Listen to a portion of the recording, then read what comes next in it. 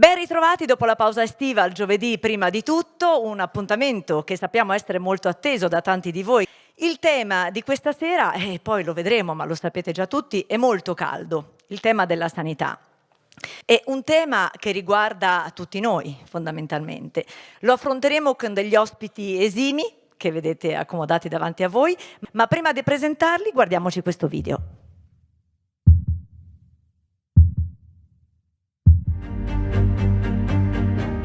La sanità, un tema sul quale si dibatte quotidianamente, ovunque, in Italia e nel mondo, e del quale tutti possono parlare.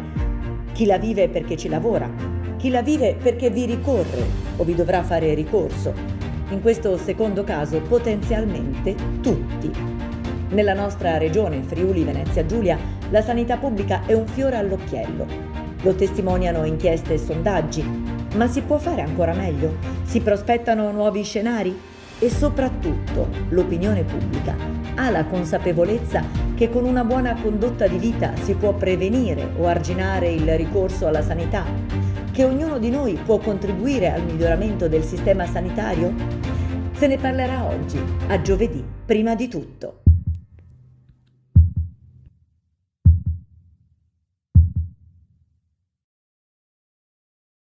Partiamo alla mia sinistra con l'assessore alla sanità, politiche sociali, disabilità, protezione civile del Friuli Venezia Giulia, Riccardo Riccardi. Buonasera, benvenuto.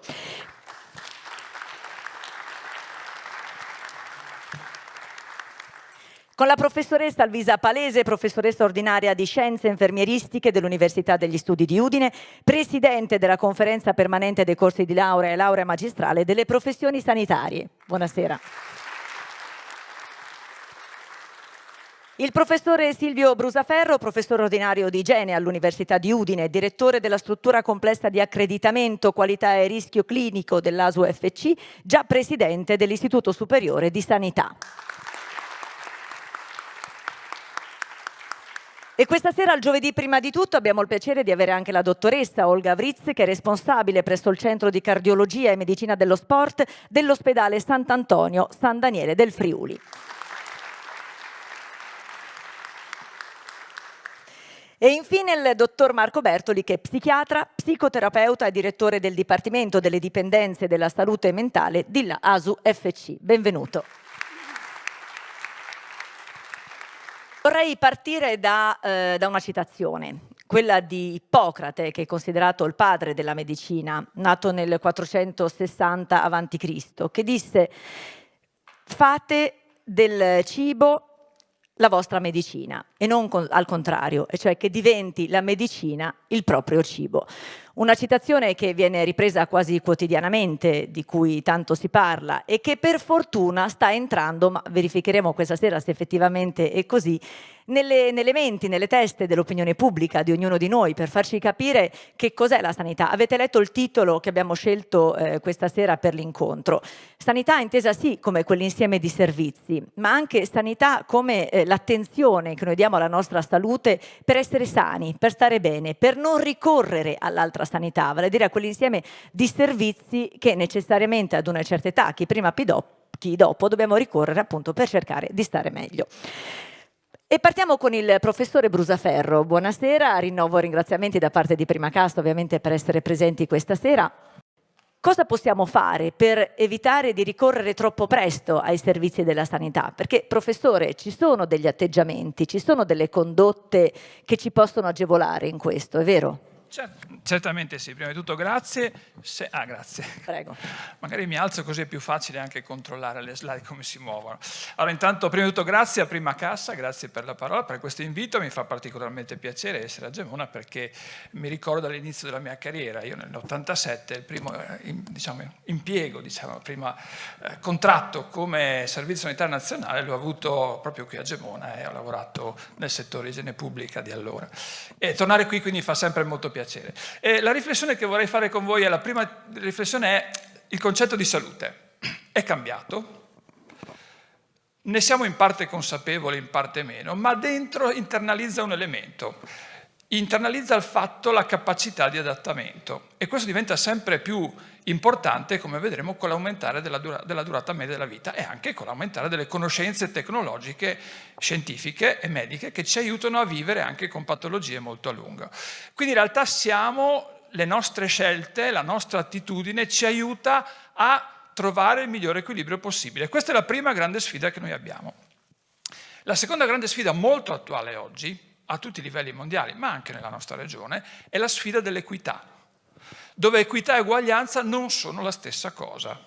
E sappiamo che dove c'è maggiore equità c'è anche maggiore salute dell'intera comunità, quindi anche le persone più fragili riescono ad avere una migliore qualità della vita. Ecco, avere questo in mente, questo tipo di elemento diventa molto importante per tutto quello che riguarda la salute. Che cosa determina la salute? Non la sanità ancora, parliamo di salute.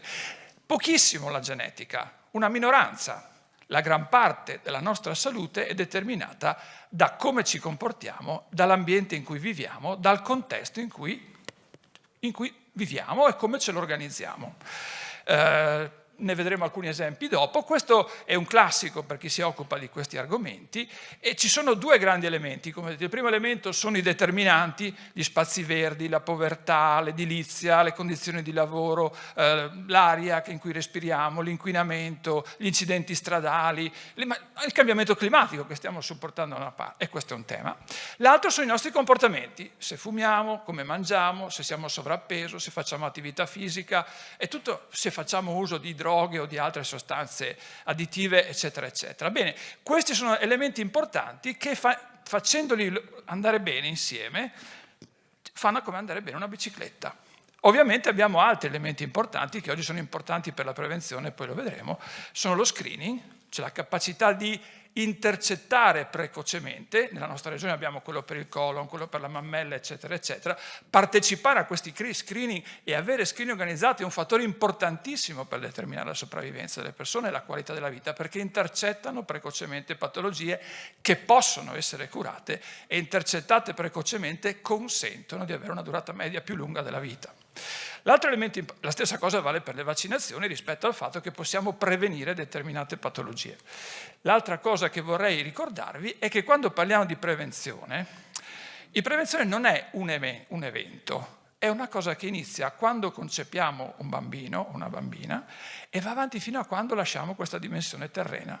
È una dimensione che riguarda tutta la vita, con fasce di età e con atteggiamenti, con procedure, con screening, con attività che si modulano nell'arco della vita, ma dobbiamo guardarle. E questo diventa molto importante, questa prospettiva, perché? Perché oggi noi viviamo molto a lungo. E adesso vedrete quello che è avvenuto nell'ultimo secolo, è avvenuta una cosa straordinaria. A livello globale, nel mondo, è raddoppiata la vita media. Non era mai successo nella storia dell'uomo. Raddoppiata, ok? E sta crescendo. E se voi guardate i dati, parliamo di, adesso poi lo vedremo francamente, questa è la curva demografica, già in Italia cominciamo ad andare a 22, 24, 25, 30.000 ultracentenari, 30.000. Attualmente sono oltre 22.500, probabilmente ce n'è più di qualcuno anche a Gemona che magari guida la macchina o va in bicicletta o va a fare la spesa ogni giorno. C'è anche quello che purtroppo magari è confinato in una casa di riposo, ma ce ne sono sempre di più e la nostra regione ha molti ultracentenari. L'altra cosa, come vedete, è la vita media che sta crescendo, ma vedete l'altra cosa che sta avvenendo è questo ribaltamento della piramide. Abbiamo una natalità, chiamiamola disastrosa, viene chiamato la glaciazione in qualche modo della natalità, che ovviamente porta, vedete marrone in qualche modo, quella parte più scura, vedete che va giù, ha un'incidenza fortissima, si riduce drasticamente il numero e aumenta ovviamente le persone che vivono più a lungo. Che cosa vuol dire questo? Vuol dire che in qualche modo dobbiamo immaginare un ragazzino che nasce oggi, ma anche una persona che oggi ha 50 anni, ha un'aspettativa di vita di molti anni. E l'aspettativa di vita priva di disabilità è la sfida che oggi abbiamo. Per cui certo vogliamo vivere più a lungo, ma vedete che l'aspettativa media di vita priva di disabilità è distante, quasi 20 anni in meno rispetto alla vita media. Vuol dire che il nostro obiettivo è arrivare più lontano possibile, fare coincidere il più possibile la vita media priva di disabilità, quindi prevenendo queste patologie, con la vita media di esistenza terrena. L'altro elemento che è successo, e grazie alla scienza e grazie anche a determinati comportamenti, ma soprattutto qui grazie alla tecnica, è che oggi abbiamo fatto una norma nel nostro paese, sancito per legge, che si può guarire dal cancro. Ok? Cose inimmaginabili fino a anche pochi anni or sono. Oggi abbiamo la possibilità di dire, dopo un certo numero di anni in cui non ha avuto altre complicanze, ha avuto diciamo, ricadute della cosa, puoi considerare che la persona che ha avuto un certo tipo di cancro ha un'aspettativa di vita esattamente uguale a chi non l'ha avuta. Certo, ci sono purtroppo ancora dei cancri che non riusciamo a controllare, penso per esempio al cancro al pancreas o altri tipi di cancro, in cui certo è raddoppiata la vita media, ma è passata magari da 9 mesi a 18 mesi, che voi dite un po' pochino. Però guardatelo in prospettiva e guardate quello che potevamo immaginare 30 anni fa rispetto alle prime forme di cancro. Quindi abbiamo una potenzialità enorme di vivere a lungo, addirittura di poter dichiarare per norma una persona guarita rispetto al cancro.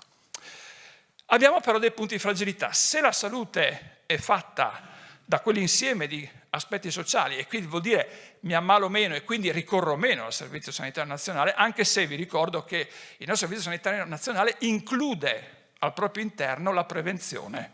Questo già nel 78, quindi era rivoluzionario già a quel tempo, includere nello stesso contenitore che fa il trapianto di cuore, di fegato, che tratta le patologie cancerogene più complesse, include anche la prevenzione, il Dipartimento di Prevenzione in questo contenitore.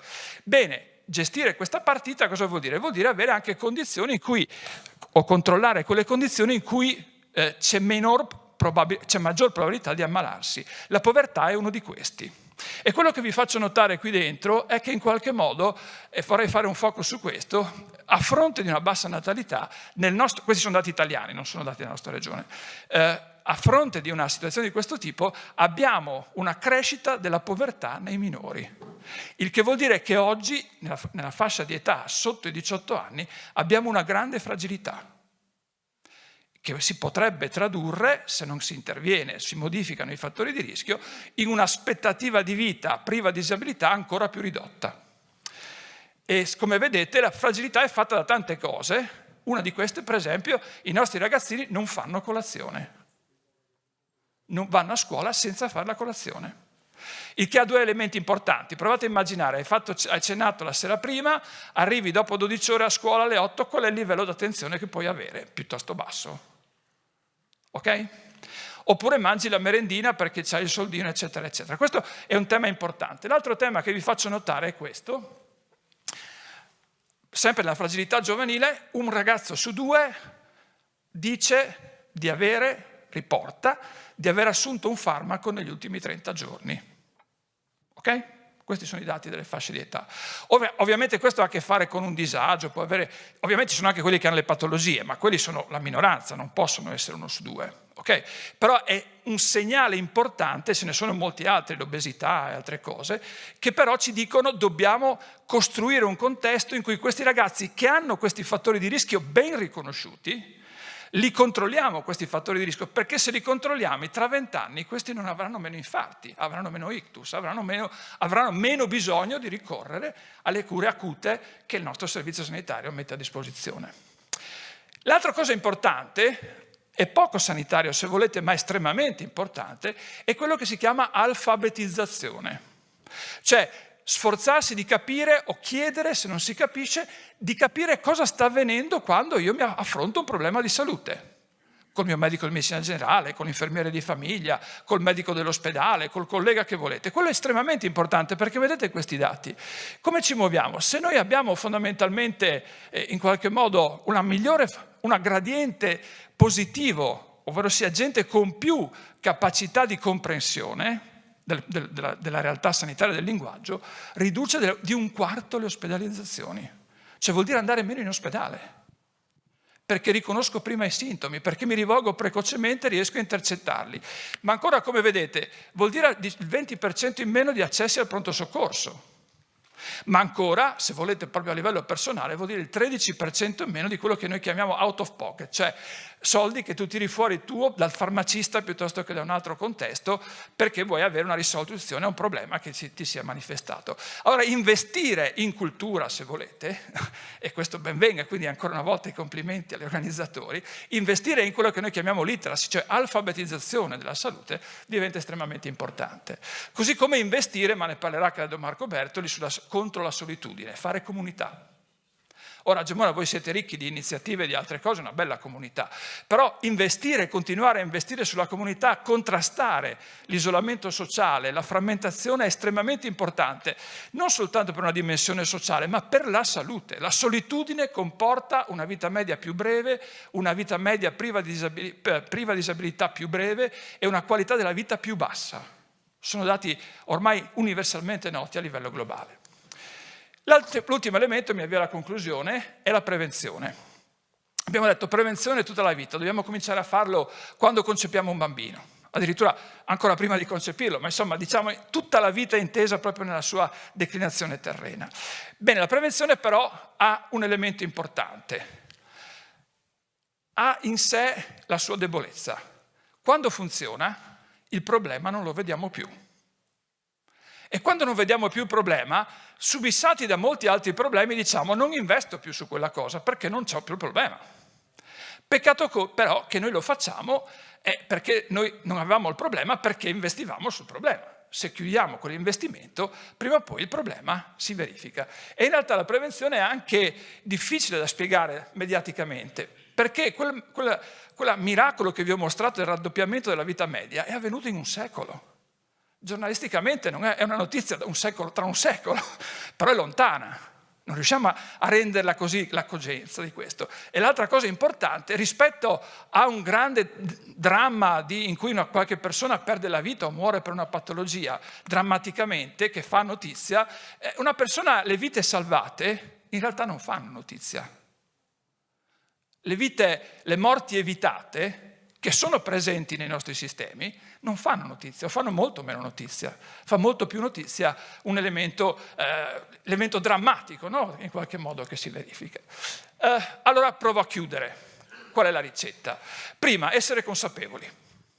Le mie scelte personali e comunitarie, a partire proprio dal proprio quartiere, dal proprio comune, quando vado al supermercato, quando decido se fare le scale o no per salire a casa, se decido di fare 100 metri in più a piedi o meno, ma credo che la cardiologa su questo ne dirà altro che.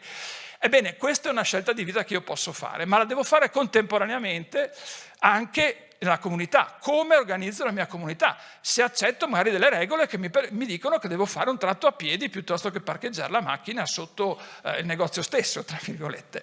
O se accetto ovviamente di avere delle zone alberate che magari mi consentono di avere del verde, di avere una migliore qualità dell'aria. L'altra cosa sono gli stili di vita, l'abbiamo detto, le vaccinazioni sono un aspetto che hanno cambiato radicalmente la realtà epidemiologica, dove vengono meno vediamo riemergere sostanzialmente le patologie, anche quelle infantili purtroppo, e poi abbiamo tutta una serie di altri elementi che sono gli screening, la prevenzione e il controllo.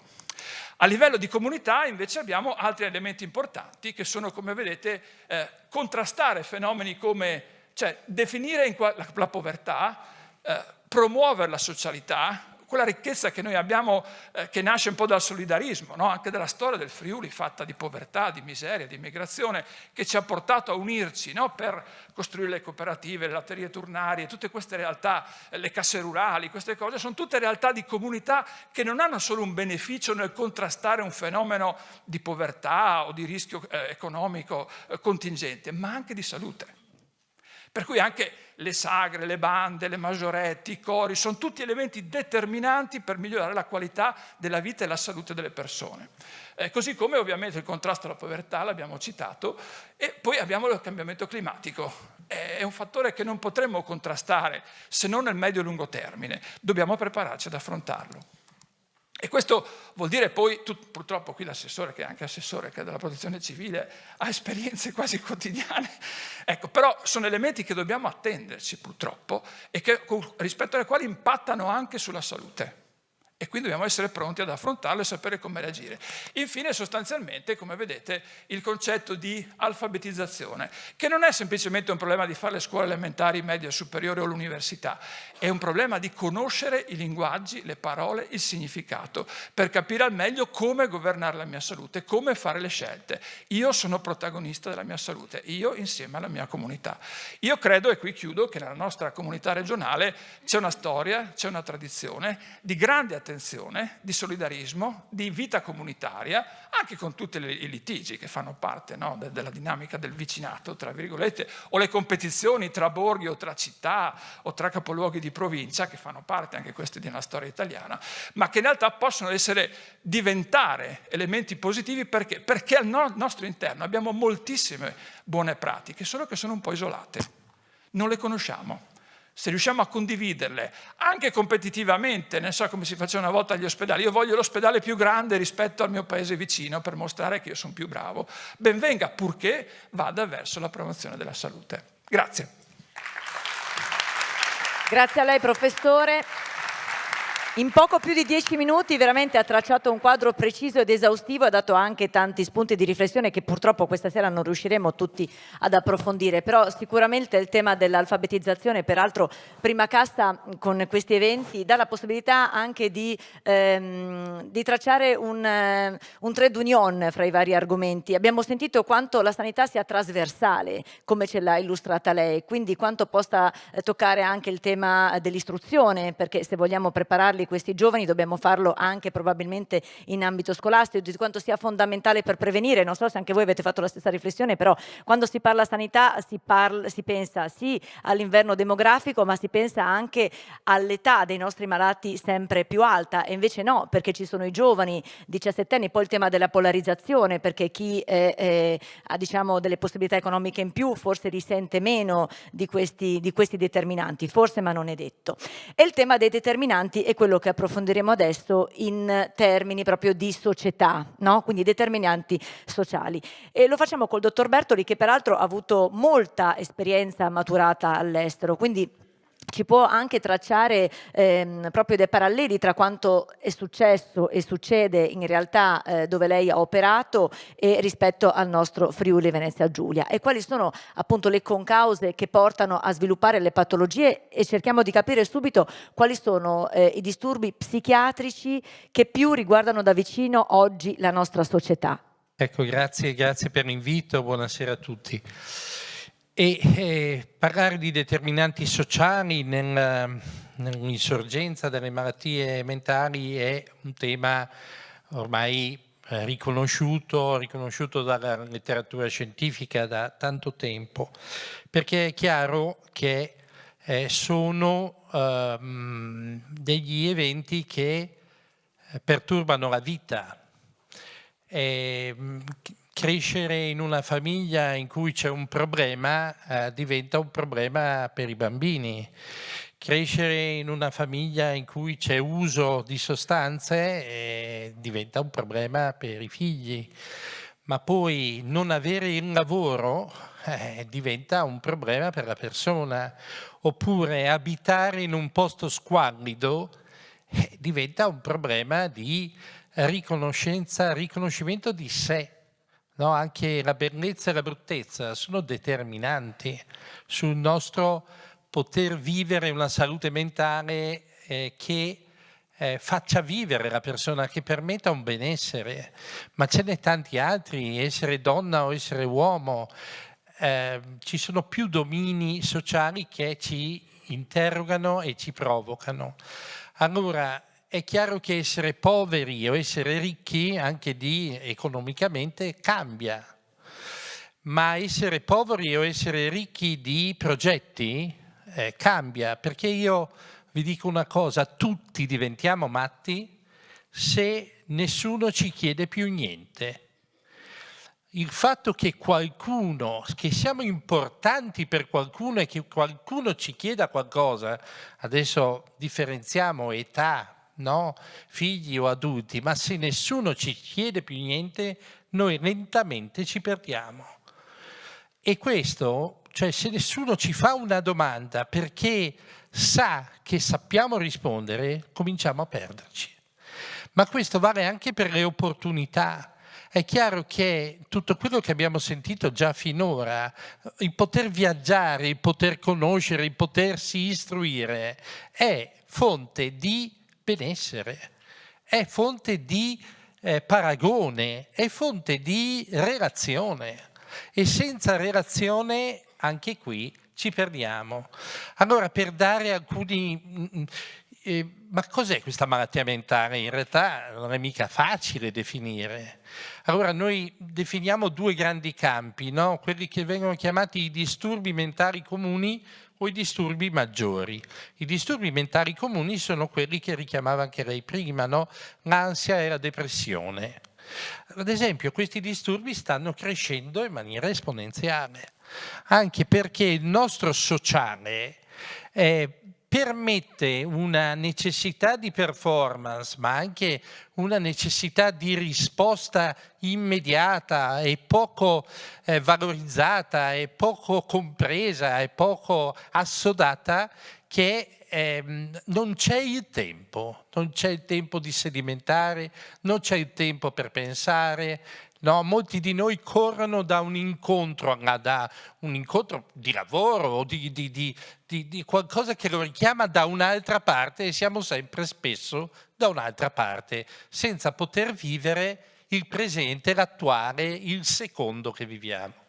Allora, i disturbi mentali comuni stanno crescendo e noi siamo di fronte anche ai nostri servizi, no, che sono molto disseminati sul territorio. Noi abbiamo una possibilità di risposta prossimale importante, ma siamo, no, alla ricerca di poter di dare strumenti alle persone per poter stare di fronte a queste richieste, a questa performance che viene continuamente chiesta, e dobbiamo dare risposte significative in termini relazionali, perché poi noi facciamo molto in termini relazionali, perché i farmaci sono vie brevi, vie che possono dare un aiuto, ma che non sono la risposta.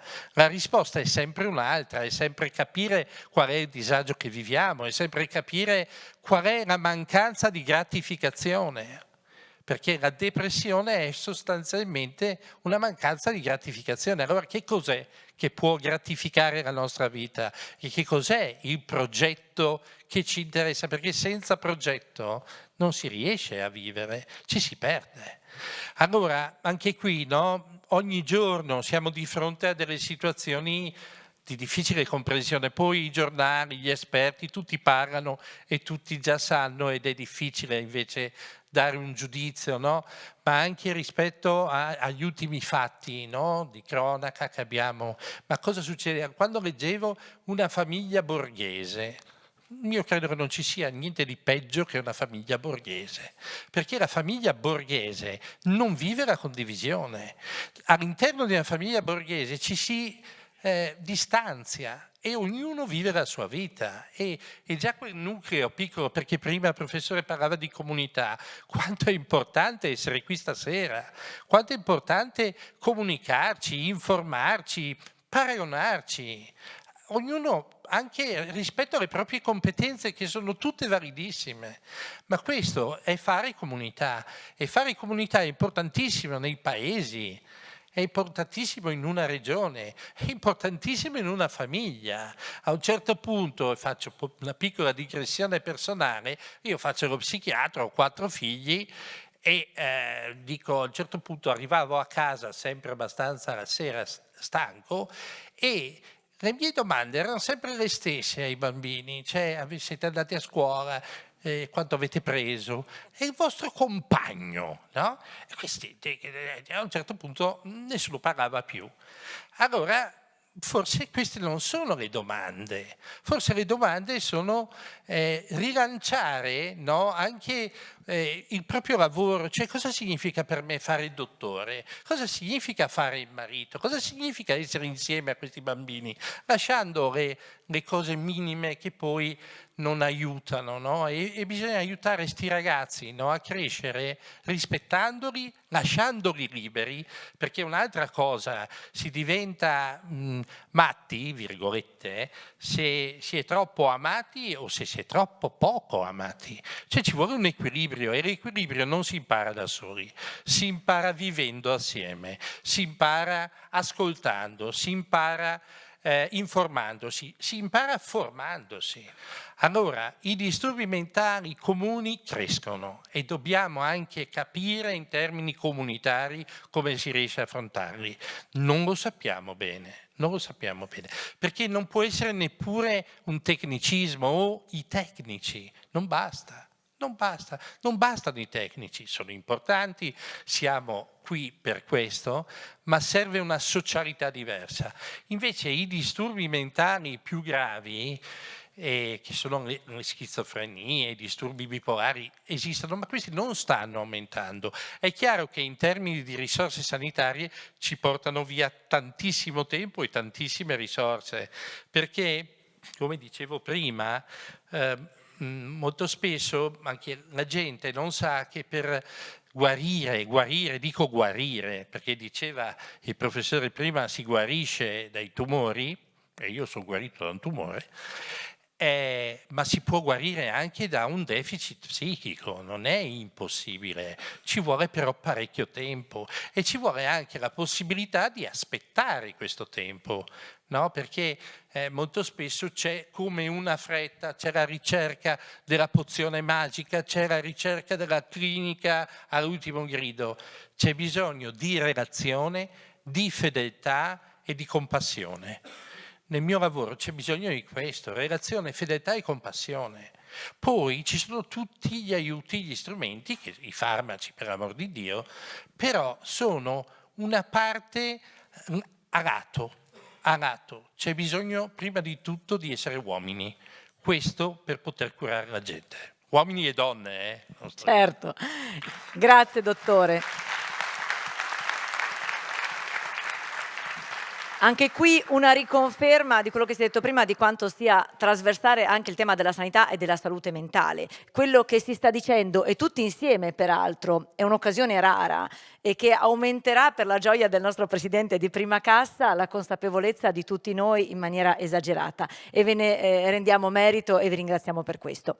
Quindi contesti sociali, abitudini sbagliate, invece lungimiranza di chi ha attinto da vari formatori per avere una condotta migliore e per ritardare o addirittura annullare il ricorso a cure che hanno a che fare con il nostro cuore, con appunto il tema afferente la dottoressa Vritz, che come si diceva appunto è responsabile del Centro di Cardiologia e Medicina dello Sport dell'ospedale di San Daniele.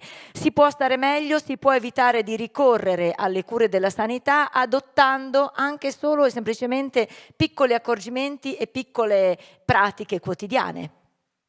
Piccole pratiche sono quelle che dovremmo fare tutti i giorni, che dovremmo fare per un determinato numero di minuti tutti i giorni. Come dicevo prima, la cosa più importante è l'attività fisica. L'attività fisica sia per quanto riguarda il movimento, noi siamo delle macchine e in quanto macchine dobbiamo muoverci. Questo movimento è stato anche definito, cioè quanta roba dobbiamo fare al giorno. Sono le linee guida europee che parlano di 30-40 minuti al giorno di passeggiata sostenuta, cioè la nostra frequenza cardiaca deve andare su almeno sui 100-110 battiti al minuto, in condizione di salute ovviamente. E tutto questo ci permette, c'è qualcosa di molto complesso che poi alla fine ci porta a una riduzione della pressione arteriosa, una riduzione della glicemia, una riduzione poi alla fine del peso anche corporeo, una riduzione del colesterolo. E questo senza fare attività fisica a livello agonistico, cioè qualcosa di abbordabile a tutti. Però l'altra cosa molto importante è la sensazione di benessere, perché l'attività fisica ci porta a un aumento delle endorfine, cioè quella specie di ormoni che sono dei simil oppioidi, degli oppiacei che ci fanno stare bene, cioè noi stiamo bene dopo. Quindi se noi facciamo le nostre 40 minuti passeggiata veloce, alla fine ci sentiamo meglio, stiamo meglio. Poi, quello che dico sempre ai miei pazienti, fatelo in compagnia, così anche vi divertite, cioè non lo prendete come una medicina tout court, ma lo prendete come un momento di divertimento, un momento di socializzazione. Quindi veramente a costo zero, basta poco, basta un po' di buona volontà, alla fine ci si diverte e si sta anche meglio. Un altro tema molto importante sul quale si dibatte, e lei ha modo anche di fare dei paralleli perché appunto ha operato all'estero, è quello della ricerca nella prevenzione e come viene condotta nel nostro paese in rapporto anche agli altri paesi. Logicamente non possiamo parlare del solo territorio regionale perché ha a che fare con tutto il sistema della sanità nazionale. Vogliamo approfondire questo argomento? Allora, la ricerca nazionale, cioè, come viene eseguita la ricerca a livello nazionale, a livello italiano, io direi che è brillante. Se pensiamo anche a quanto viene investito nella ricerca scientifica. È brillante perché noi abbiamo la fortuna, secondo me, di essere italiani e di avere il gene della genialità che bisogna riconoscere non ce l'hanno in tanti.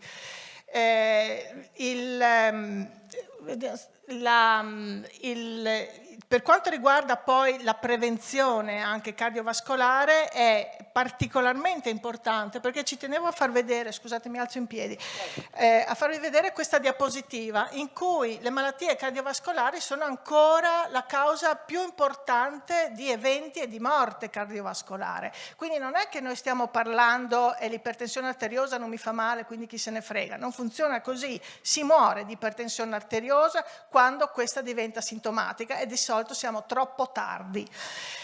Quello che spendiamo in sanità in Europa è una follia, guardate, sono 282 bilioni di euro all'anno, che è pari al 2% del prodotto lordo europeo, quindi una cosa assolutamente impensabile, non riusciamo neanche a contarla e tutto questo potrebbe essere parzialmente evitato anche con cose molto banali tipo la passeggiata quotidiana.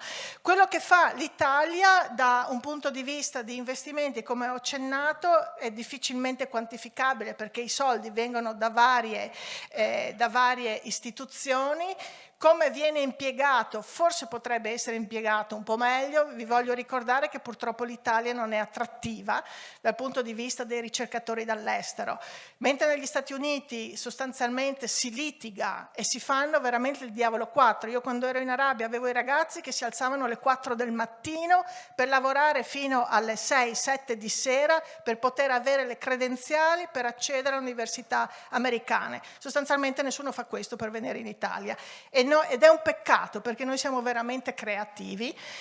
La spesa per la prevenzione cardiovascolare forse non è abbastanza, noi spendiamo probabilmente il 4% e forse, questa è una mia critica però assolutamente personale, la ricerca nella prevenzione, la ricerca in genere, ma compresa la ricerca nella prevenzione è un po' confinata in istituzioni, che è l'università, sono quei centri, quegli ospedali dedicati alla ricerca, però veramente chi cura il paziente, chi vede tanti pazienti sono gli ospedali non universitari, tra cui anche gli ospedali territoriali, che potrebbero tra l'altro fare la differenza perché quelli che hanno il polso della situazione. Tornando all'Italia, vi volevo solo far notare le pubblicazioni negli ultimi 5 anni. Abbiamo 8.000, quasi 9.000 pubblicazioni fatte dai gruppi italiani contro le 21.000 fatti dai gruppi statunitensi. Io direi che dovremmo essere più che orgogliosi di una cosa del genere, pensando che molte di queste attività sono attività non profit, cioè viene fatto gratis sostanzialmente. un piccolo accenno, perché è una cosa a cui ci tengo, quindi voglio rubare 5 minuti a questo. San Daniele è un ospedale piccolo, un ospedale del territorio. Probabilmente se voi andate da qualsiasi parte, se non citate prosciutto, nessuno sa dove è San Daniele. Però San Daniele si è dato molto da fare in questi decenni, devo dire anche grazie al dottor Moss, perché insomma io sono siamo cresciuti assieme, ci siamo dati da fare, siamo riusciti a sviluppare una rete di conoscenze e di ricerca con vari ospedali, con l'università. Io sono stata un paio d'anni alla U of M, come si definisce, in Michigan, però abbiamo anche un ottimo rapporto trentennale con l'Università di Padova, col Federico II di Napoli, con vari filoni di ricerca, ultimamente con l'Università di Budapest per quanto riguarda ricerca avanzata 3D sul ventricolo destro, con il King Faisal Hospital, è l'ospedale del Re, dove io ho lavorato per 5 anni, dove continuiamo una fiorente collaborazione. E altra cosa, è 30 anni che organizziamo un congresso di attualità in cardiologia, di cui domani è la 30ª versione.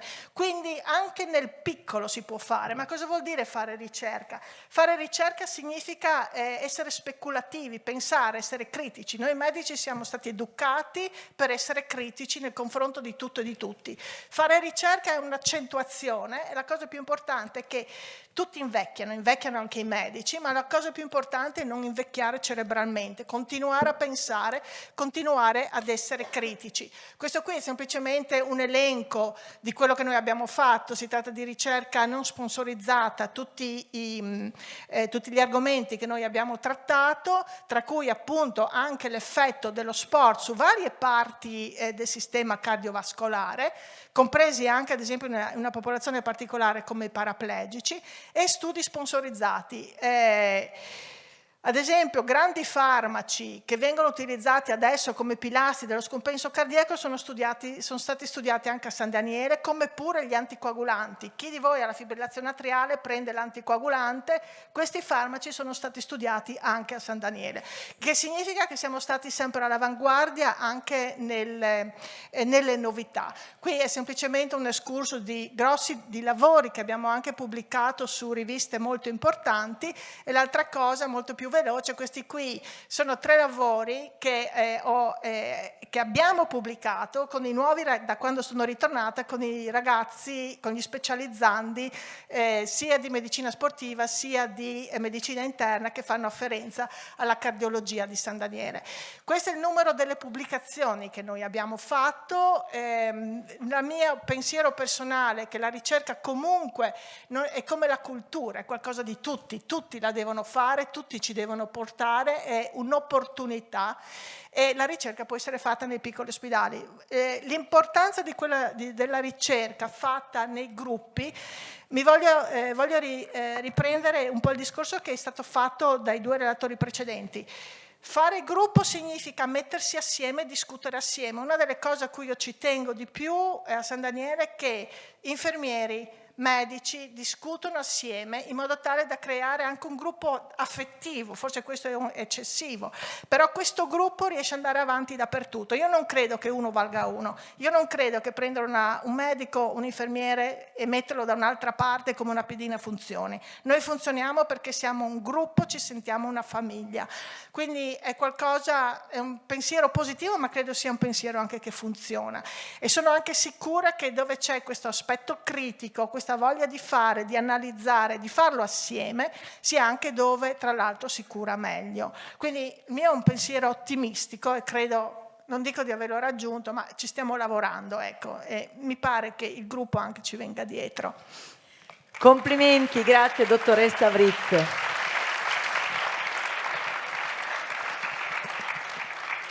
Abbiamo parlato di numeri, di chi deve ricorrere oggi alla sanità, quanti sono, quali sono le categorie, abbiamo visto quali sono gli investimenti, quanto pesa la sanità a livello anche europeo. Non abbiamo parlato ancora però delle risorse umane, le professioni sanitarie. Si sta verificando, come tutti sappiamo, un caso in cui c'è tanta richiesta di figure professionali, quindi nell'ambito sanitario, ma calano appunto le risorse umane, in particolare in determinati ambiti.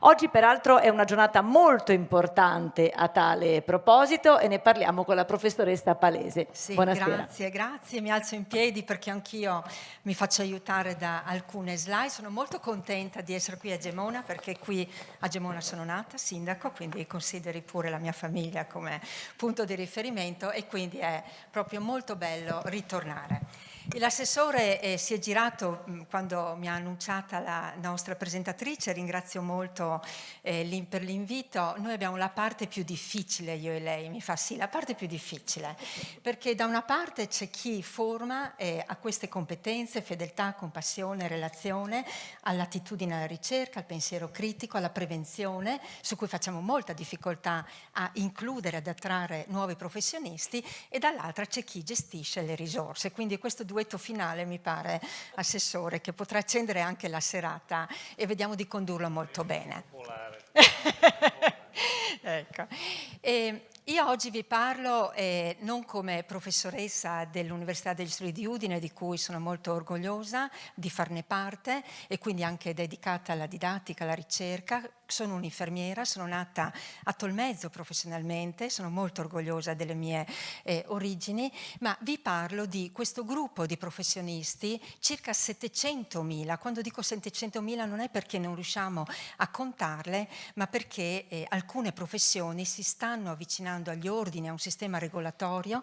Pensate ad esempio agli osteopati, una nuova professione che si sta affacciando, e in qualche modo sostengono il nostro sistema sanitario nazionale, ma anche convenzionato e privato. Vedete che i numeri sono molto elevati, prevalgono in Italia gli infermieri, abbiamo 22 professioni, 23 con il prossimo anno. Vuol dire che il nostro sistema non è una critica, ma si differenzia rispetto ad altri di altri paesi per una notevole frammentazione. Altri paesi la risolvono con 4-5 professioni, quindi tutte le volte che noi ci confrontiamo con gli altri paesi, per esempio sul tema delle ostetriche, dobbiamo essere molto attenti, perché le altre professioni negli altri paesi sono costruite nella loro matrice formativa in modo completamente diverso. Beh, sono 22, e qui una prima informazione, perché questo è anche un momento di diffusione, di conoscenza reciproca. Noi nella narrazione quotidiana le chiamiamo, nel popolo, le chiamiamo le lauree brevi. Non sono lauree brevi, sono lauree triennali. Alcuni di noi anche nostalgicamente ricordano un tempo, i tempi in cui l'ospedale di Gemona aveva la sua scuola infermieri, Tolmezzo, San Daniele. Avevamo scuole infermieri ovunque, dei tecnici di radiologia. Il nostro paese è stato uno dei più avanzati paesi da questo punto di vista, che ha questa dimensione, questa scelta, ha un impatto oggi su quello che stiamo vivendo, però ha avuto il coraggio 25 anni fa di chiudere le scuole, di capire che questi professionisti, per le competenze che sono state citate, hanno bisogno di essere molto preparati. Mettere vicino agli ammalati o a coloro che fanno prevenzione in tutte le dimensioni le persone più preparate che abbiamo, non possiamo risolverla con una scuola infermieri che includeva i sedicenni e li diplomava a quando avevano 17-18 anni, in una piena maturità, sviluppo e ricerca anche delle proprie motivazioni. Quindi noi oggi abbiamo in Italia, anche in Friuli, una ricca offerta che riguarda 22 profili con la laurea triennale. Guardate che quando ricerchiamo per Erasmus un contatto con la Germania piuttosto che la Francia, questi sono due paesi che noi guardiamo spesso con grande attenzione per le loro logiche, non hanno queste professioni a livello di laurea, a livello universitario. Poi, e su questo tornerò in fondo alla mia presentazione, ci sono gli ambiti più avanzati. Gli infermieri iniziano la loro attività, penso all'infermieristica, ma lo stesso modello è valido per tutte le altre professioni, iniziano a 22-23 anni, i miei studenti neolaureati iniziano a 22-23 anni e poi rimangono per una professione, potremmo dire, dottor Bertoli, dura, molto dura, fatta di attività 7/7, vedo molti colleghi, fatta di attività giorno, mattina, notte, fatta di attività. Certo, si sta sviluppando la prevenzione, ma tendenzialmente, diversamente da altre professioni, sempre vicino a chi sta male. Non è un granché, è molto dura. Quindi, proprio per aiutare lo sviluppo, negli ultimi anni c'è anche il +2, cosa che viene concesso a tutti, ingegneri e ad altri, per aumentare le proprie competenze. Questo +2 noi ce l'abbiamo in Friuli, è una laurea magistrale interateneo. In questo momento però, e torno più tardi, prepara a quello che noi comunemente chiamiamo dirigente, caposala, coordinatori, quindi a ruoli più manageriali, di fatto però sottraendo dalla clinica, dal letto del paziente, magari bravi infermieri infermieri ovviamente, che avrebbero voglia di sviluppare la loro competenza clinica, però non avendo grandi possibilità di carriera in quell'ambito, vanno a gestire e a svolgere ruoli più manageriali. Detto questo, noi oggi abbiamo un grande coordinamento a livello nazionale, ed è per questo che oggi vi posso portare anche alcuni dati. Abbiamo in Friuli Venezia Giulia 3 corsi di laurea in infermieristica, ma abbiamo tutta l'offerta e abbiamo anche la laurea magistrale, come ho indicato, per un potenziale. I nostri ospedali, i nostri centri di comunità, i nostri distretti ogni giorno accolgono circa 75.000 studenti di queste professioni, che sono un patrimonio dell'umanità che dobbiamo difendere in modo molto molto forte, perché tutte le funzioni citate, anche quelle preventive, stanno in piedi non solo per i medici, ma anche in alcuni contesti, soprattutto con le professioni sanitarie. Detto questo, cosa vediamo oggi? E tanto per togliere un po' la patata all'assessore, le tematiche critiche, cosa sta accadendo anche negli altri paesi. Beh, guardiamo i dati. Oggi, e mi scuso, ma insomma stamattina c'è stata, oggi ne parla anche la stampa, c'era grande attenzione, stamattina circa 58.000 candidati hanno superato le selezioni per le professioni sanitarie. Ne avevamo tanti anche a Udine, belli, giovani, meno giovani, anche di seconda carriera, quindi persone che si stanno riprogettando nel loro futuro per metterlo a disposizione della sanità. Beh, questi numeri parlano da soli. Noi oggi abbiamo 1,7 candidati su tutti i posti delle 22 professioni. Appena nel 21-22, guardate, ne avevamo 2,8, quindi stiamo registrando una decrescita dell'attrattività che ci preoccupa, perché possiamo ben aumentare noi posti in infermieristica o in fisioterapia o da altre parti, ma se poi non ci sono candidati non c'è efficacia di un sistema normativo.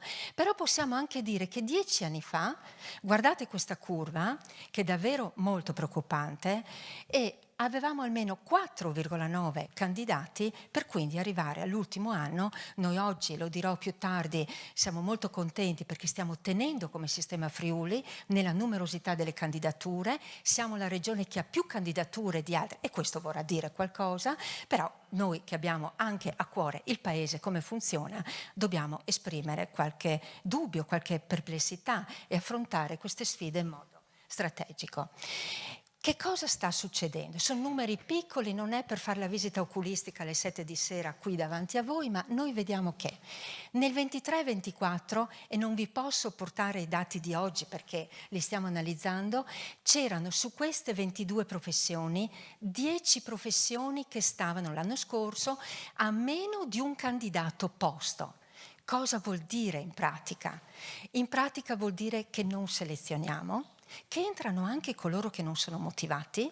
In pratica vuol dire che magari un anno dopo intraprendono un'altra strada. È faticoso per un sistema aziendale, la SUFC, dare tirocini, l'assessorato, mettersi a disposizione l'università, è faticosa la perdita degli studenti, ma noi sappiamo già che nei prossimi 10 anni, 3 perché sono tempi anche lunghi, certo meno di medicina, noi su queste professioni andremo in crisi. A proposito di prevenzione, guardate l'assistenza l'assistente sanitario. La nostra regione ha fatto sforzi immani per attivare, il Covid ci ha insegnato molto, abbiamo 0,4 candidati, ma non noi, tutta l'Italia, per ciascun posto. Vuol dire che questa è una professione non compresa, che fatica ad essere veicolata tra i giovani, forse non apprezzata dal pubblico, insomma qualcosa dovremmo approfondire per comprenderne. Però se questo dato, vedete l'infermieristica era lì 1-1-1-1, vuol dire che se ne perdo anche durante il percorso, fra 3 anni non usciranno assessore 200 infermieri dell'Università degli Studi di Udine, ma ne usciranno, se no 140-150, perché c'è una perdita fisiologica legata alle tante sfide della vita. Se confrontiamo questo schema con quello, e poi via via mi avvio alla conclusione, di 10 anni fa, noi vediamo che erano 2 le professioni critiche. Il terapista occupazionale, che è una figura molto interessante, che noi continuiamo a non avere in Friuli, ma che è in qualche modo simile all'educatore professionale, e l'assistente sanitario. Allora, che cosa stiamo registrando? Oggi noi stiamo registrando a livello nazionale una continua decrescita dell'attrattività delle professioni sanitarie. È una preoccupazione dell'università, degli assessori, delle regioni, è una preoccupazione che tutti noi dobbiamo avere, perché significa in futuro, guardate che simili trend si stanno registrando negli OSS, negli operatori sanitari, vuol dire che in futuro noi rischiamo di essere un paese che non ha chi si prende cura degli ammalati o chi fa prevenzione. Vedete che sono i dati di oggi di ANSA, Friuli Venezia Giulia, 7,2% di candidati, quindi continuiamo a tenere. Stamattina a Udine avevamo gente della Sicilia, da Caserta, da altrove, continuiamo ad attrarre. Ci sono regioni che non vuol dire che non funzionano le università, ma il costo della vita, la possibilità, le traiettorie delle famiglie e così via, stanno iniziando a perdere numerosi candidati. Udine, beh, insomma, adesso sono a Gemona, devo pur parlare anche di Udine. Udine sta tenendo molto bene, abbiamo avuto molti candidati. Udine sta tenendo moltissimo, ma anche perché è primo posto al Censis. Un po' di pubblicità dovete permettermi. Detto questo, quali sono, e vado alle conclusioni, quali sono le cause? Le cause sono multidimensionali. La scorsa settimana eravamo a Londra con il mio gruppo di ricerca. Singapore paga gli infermieri 4 volte rispetto a quello che prendono in Cina. Non hanno infermiere. Uno dice, beh, ma 4 volte, non hanno infermiere. Allora potremmo iniziare a dire che c'è una crisi importante dei lavori di cura. Questo lo vediamo, ma anche tra gli insegnanti c'è proprio una difficoltà nell'aiutare i giovani a capire che queste possono essere professioni di grande soddisfazione, di grande restituzione, di grande espansione di quello che viviamo nella nostra vita, stando vicino alle vite degli altri. Sicuramente c'è un effetto dell'inverno demografico, non ci sono giovani e i giovani ce li rubiamo tra gli atenei, tra le università e così via. Quindi l'inverno demografico, seppur non evidente ancora qui nella nostra regione dal punto di vista universitario, ma spingerà in futuro una perdita ancora di candidati. Ci sono anche molte altre opportunità lavorative. I giovani oggi, soprattutto in alcune regioni, possono trovare lavoro ovunque e questo ovviamente riduce l'attrazione verso questi lavori che sono faticosi. E poi c'è anche un effetto che è positivo. Sappiamo tutti, leggendo dai giornali, che Medicina in qualche modo ha già sistemato a maggio e a luglio i suoi candidati. Quelli che noi vediamo oggi in accesso alle lauree sanitarie sono, perdonatemi se li chiamo così, i veri motivati. Fino all'anno scorso fino a 2 anni fa avevamo a settembre medicina, poi subito, e spesso i candidati che non trovavano una posizione, magari ambivano a medicina, le provavano tutte per trovare un assestamento. Noi pensiamo invece, siamo molto convinti che i giovani debbano trovare subito la loro strada, perché se trovano la loro strada, vogliono fare medicina, non ha senso che inizino un percorso in infermieristica, perché se non stanno bene dentro questa professione saranno dei pessimi infermieri con un impatto negativo sui pazienti. Detto questo, c'è un altro dato, c'è un gradiente nord-sud che ci preoccupa. Il gradiente nord-sud cosa vuol dire? Che pochi numeri, ma che sono informativi, Al sud abbiamo Foggia, guardavo stamattina, 2,8 candidati per ciascun posto, 2,8 candidati, andrei giù a prenderli domani mattina, e in altri posti, Lazio, eccetera, 0,9, ma al sud Italia, laddove quindi anche le altre opportunità lavorative, che spesso non ci sono, l'idea di un pubblico che può dare, oppure di una soluzione lavorativa stabile, ovviamente può giocare sulle scelte di carriera. Le ultime 2 slide. Spesso leggiamo sui giornali, quindi è importante che si leggano anche queste informazioni, la preoccupante informazione sulla fuga massiva dei professionisti dal pubblico a non si sa dove. Sta accadendo anche negli altri paesi. Non è un problema del Friuli, non è un problema del Veneto, non è un problema dell'Italia. Dopo questa crisi importante della pandemia, che non ha avuto precedenti e in cui gli operatori si sono sentiti, hanno voluto anche, ricordiamoci che sono rientrati degli operatori, gli infermieri stavano dentro giorno e notte, i medici anche, è stata una crisi importante che ha bisogno di anni per essere riassestata. Gemona lo sa, il terremoto ha avuto bisogno di anni per riassestarsi e trovare un suo equilibrio. Noi siamo nella fase post-pandemica in cui ci stiamo iniziando a riequilibrarci. Lo stress morale che gli operatori, parlo di nuovo degli infermieri, provano ogni giorno quando non riescono a dare ciò che vogliono è alto e questo li fa ogni tanto mollare, vanno compresi. Capita anche negli altri paesi.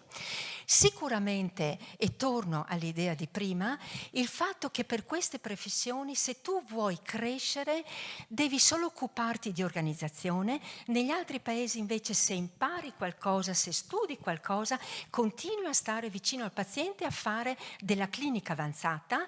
Molti dei giovani non vogliono occuparsi di organizzazione, di gestione, di management, ma vogliono approfondire un paziente, l'altro paziente, il diabetico, le persone con una mastectomia e così via, perché ritengono che quello sia il campo. Sicuramente noi siamo figli di una storia in cui, certo un po' di tempo fa, ma gli infermieri uscivano a 19 anni, 6 mesi e un giorno, quindi voglio dire adesso per la prima volta stiamo osservando in Italia infermieri che hanno 55, 58 anni. L'invecchiamento aumenta, dicono gli autori, nella saggezza delle scelte, però indebolisce, fragilità, la capacità lavorativa non è più la stessa. Non da ultimo io vivo ogni giorno con gli studenti in infermieristica, che ovviamente adoro. Le nuove generazioni hanno altri bisogni, oltre a venire in università con gli shorts, che questo mi agita un po' ogni tanto, però sicuramente hanno una visione rispetto agli altri, ai bisogni di cura, ma anche al conflitto famiglia, vita personale e studio, insomma forse sono un po' più bravi di noi a proteggerci. Noi forse abbiamo insegnato male perché abbiamo fatto troppo. No, sto scherzando. L'ultima slide e inizio a sedermi, vi ringrazio per... Tutto il mondo sta discutendo quali sono e quali possono essere le strategie per attrarre infermieri, ma anche più professionisti, che è una preoccupazione trasversale, perché davvero noi ci troveremo fra 10 anni a non avere operatori che ci supportano. Una strategia che viene raccomandata è senza dubbio, è senza dubbio quello di cambiare un po' la prospettiva rispetto a queste professioni. Queste professioni, già il concetto laurea breve, puliamolo, perché è sminuente. Queste professioni che vengono sempre percepite come la dipendenza dei medici è sminuente.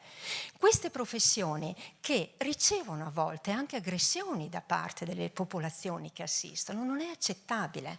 Allora, queste professioni sono passate da una fase invisibile. Degli infermieri prima del Covid non sapevamo neanche chi erano e cosa facevano.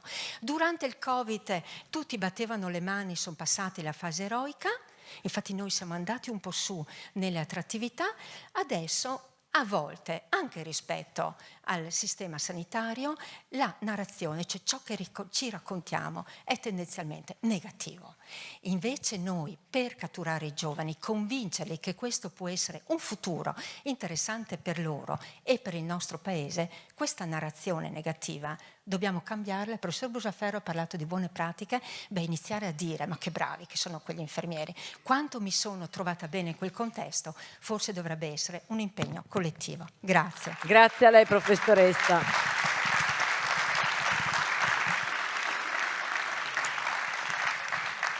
È riuscita in questi pochi minuti, più che a edulcorare dati preoccupanti, a spiegarli. E già, come dice lei, la narrazione, la spiegazione ce li fa capire meglio.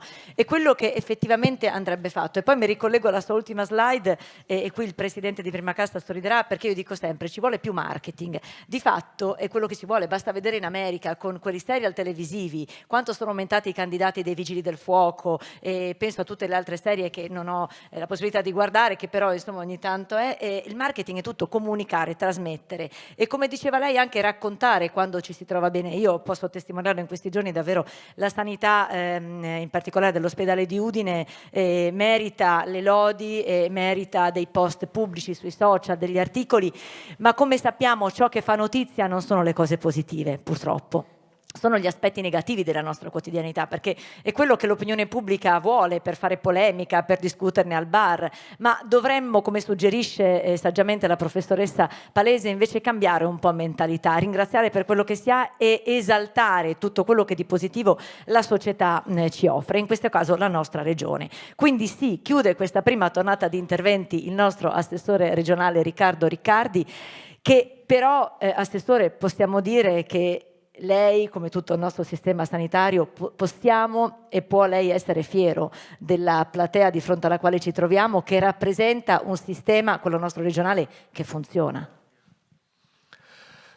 Beh, intanto buonasera a tutti e grazie di questa occasione. Anche io voglio complimentarmi con Prima Cassa, vedo il Presidente là.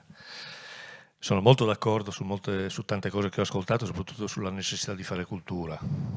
Noi abbiamo una grande questione aperta sulla cultura alla salute e al diritto di salute. E quando parliamo di salute non parliamo di sanità, parliamo di roba un po' più complicata. E quindi sono grato di questa cosa, pur avendo ovviamente probabilmente il compito più difficile, anche se devo dire, scritturerò la professoressa Palese in tutte le mie avventure composte da comitati, contestazioni, piazze, perché mi dà un contributo importante. E quindi, siccome mi chiedete che cosa penso e che cosa abbiamo davanti, allora intanto non voglio, Monica, lasciar perdere la prima domanda. Se io sono orgoglioso di questo sistema e questo sistema funziona. Allora, naturalmente sono orgoglioso e dico che il nostro sistema è un sistema che funziona, però non posso nascondere il fatto che questo sistema funziona, lo dico volgarizzando, mi comprenderete perché cerco di semplificare le cose al massimo. Funziona nelle cose complicate. Noi abbiamo una vicenda complessa di grande difficoltà, in questa regione viene risolta. Facciamo fatica, al pari di tutto il sistema nazionale e non soltanto nazionale, nelle cose che così complicate non sono. Allora, dentro questo qual è il compito? Io mi sono fatto delle tracce, qua vediamo se riuscirò a essere ordinato e non essere fin troppo lungo. Allora, visto che parliamo di cultura, io vorrei cercare di andare a fondo su alcuni temi che poi non aiutano lo stesso sistema ad avere fiducia in se stesso. Noi siamo una regione che ancora supera le soglie di quella che viene definita il voto positivo nei livelli essenziali di assistenza. Lo facciamo nei tre grandi indicatori, la parte territoriale, la parte ospedaliera e la parte della prevenzione. Però se osserviamo l'andamento di questi indicatori calano. E quindi perché questi indicatori calano? Perché vedete, noi possiamo discutere di queste cose semplificando dicendo non ho il medico di medicina generale, aspetto dei mesi per fare una visita specialistica e mi devo arrangiare da solo. che sono, intendiamoci, non è che sono cose che non ci sono cose che ci sono, ma fermandoci a questo aspetto, la motivazione vera e probabilmente la cura sulla quale noi dobbiamo concentrarci non si risolve attorno a questo tema, che diventa elemento spesso anche di speculazione molto semplice, che devo dire tutta la classe politica ha fatto. Io non è che sono un verginello e non sono neanche nato ieri e nemmeno sono impegnato in politica qualche settimana. Ognuno di noi, nella quota parte dei propri ruoli, spesso, parlando di queste cose, ha badato al risultato spicciolo del proprio consenso rispetto alla prospettiva necessaria a trasformare un sistema che ha una grande domanda di trasformazione. Allora io cerco di semplificare un po' le cose attorno alle quali noi siamo chiamati ad assumere delle responsabilità. Noi abbiamo vissuto una fase storica straordinaria nella cultura occidentale, questo paese. Siamo riusciti a ottenere conquiste straordinarie grazie alla scienza, alla ricerca, alla tecnologia. E allora la domanda che faccio a voi, ma indirettamente faccio a me, è quanto le conseguenze di questo patrimonio straordinario che è determinato da scienza, ricerca, tecnologia, che è conseguente agli strumenti che hanno in mano i nostri professionisti, hanno corso alla stessa velocità della modifica dell'impianto organizzativo del sistema. L'impianto organizzativo del sistema è stato molto più lento, ma perché l'impianto organizzativo del sistema inevitabilmente va ad impantanarsi nel conflitto di coloro che pensano di mettere un po' la lingua attorno ai modelli di organizzazione. E questa è una grande questione. Attorno a questa vicenda, lo dico in una città nella quale oggi forse è un po' più facile dirlo, però in questa regione c'è sempre stata al governo una classe lungimirante sulle scelte. Giampiero Fasola, che non è un nome che va di moda, Gemona, e io considero un professionista straordinario e considero di essere stato un grande assessore regionale, nel 1995, 30 anni fa, ridefinisce la programmazione del sistema ospedaliero e tra le cose dice: in questa regione gli ospedali di rete, quindi gli ospedali minori, non gli ospedali hub, devono avere almeno 250 posti letto. Sono passati 30 anni, non siamo riusciti a farne uno. Allora, vedete, noi abbiamo due strade davanti. Quella di continuare nel conflitto spicciolo. Io ho davanti a me dei consiglieri regionali di opposizione, io ho fatto consigliere regionale di opposizione, sì, sono stato piuttosto fastidioso per la maggioranza, a volte anche dicendo qualche stupidaggine. Cioè io ho dei consiglieri regionali che fanno i medici e mi dicono che il cut-off dell'intervento sulla mammella può restare a 60, quindi possiamo lasciarlo, poi spiego meglio queste cose, possiamo lasciarlo in tutte le strutture che ci sono. Fanno i medici. Allora, noi siamo ad un punto della storia nella quale o assumiamo, e guardate, il grande complice, paradossalmente, il grande complice della necessità, della improcrastinabilità delle decisioni è la condizione del capitale umano. E quindi noi continueremo a vedere ridotte le performance legate ai tre grandi indicatori di questa regione se non metteremo mano alla riorganizzazione del sistema. Organizzazione che è il sistema che è in ritardo di 30 anni rispetto a quella visione e che ha davanti a sé un ulteriore aspetto straordinariamente impattante. Cioè noi abbiamo saltato, anzi in realtà ce n'è due, abbiamo saltato 30 anni nei quali scienza, ricerca, il professor Brusaferro l'ha raccontato molto bene, no? La nostra aspettativa di vita è tremendamente cresciuta, ma il nostro impianto, che è andato molto più lento, non ha tenuto conto del fatto che oggi noi abbiamo una persona su 3 in questa regione che ha superato i 65 anni, tra 20 anni ne avremo una su 2. Avremo 100.000 persone in meno e 9.000 diciottenni in meno. Allora è evidente che l'impianto, e non ho ancora parlato di risorse, perché guardate, il tema delle risorse economico-finanziarie è diventato il secondo tema, perché il primo tema è il capitale umano. Attorno a questo c'è un'altra grande questione che avete raccontato molto bene prima, sia il professor Brusaferro che il dottor Bertoli. Noi parliamo di salute, erroneamente ci avventuriamo nel fare discorsi che riguardano la sanità, che è una componente della risposta di salute. Cioè noi abbiamo davanti a noi un impianto che deve rispondere ad un bisogno che è completamente diverso, determinato dall'aspettativa di vita che si è allungata nel tempo rispetto al momento in cui l'abbiamo dimensionato, e attorno a questo abbiamo trasformato l'equilibrio di quel bisogno che aveva all'inizio inevitabilmente una forte componente del bisogno di salute determinata dalla domanda sanitaria. Abbiamo riequilibrato il rapporto tra la domanda sanitaria e la domanda sociale. Io penso sia stato, per chi la pensa come me, molto importante leggere oggi Mario Draghi quando dice nelle 5 manovre attraverso le quali noi immaginiamo di salvare l'Unione Europea, una di queste è l'inclusione sociale.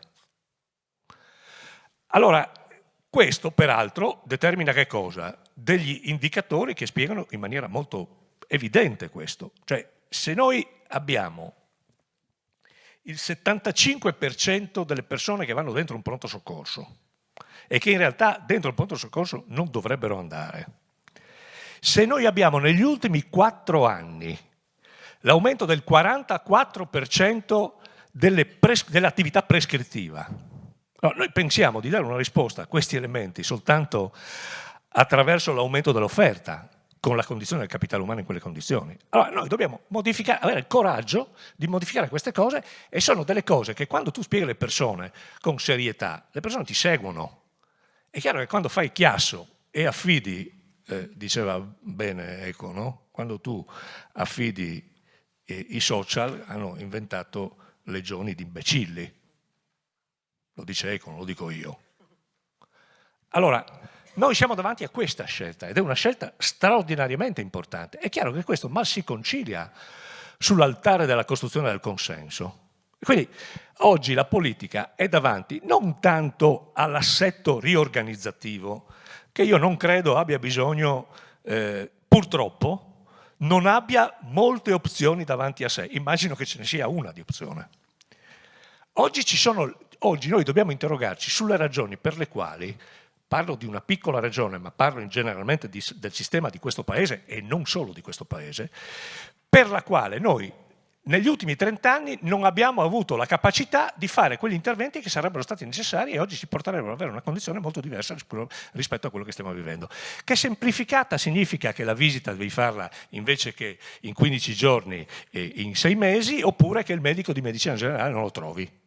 Perché guardate che poi la semplificazione porta a questo tipo di operazione. Tenendo conto di un altro aspetto, non dimentichiamoci mai che le scelte in materia di salute producono risultati dopo anni. E le indecisioni che hanno in qualche modo accarezzato quello che era il propagandismo e la capacità di mettere insieme qualche comitato o qualche piazza, cosa che sta continuando ad avvenire in maniera preoccupante per la garanzia di risposte di salute ai bisogni delle persone, quello coltiva il consenso. Ma il consenso mal si concilia con una situazione nella quale, e non discuto di risorse economiche e finanziarie sulle quali questa regione non ha mai lesinato, fortunatamente anche per il periodo storico che abbiamo vissuto. Noi abbiamo investito, noi pro capite spendiamo molto di più delle altre regioni italiane. Abbiamo fatto un pacchetto di investimenti straordinario.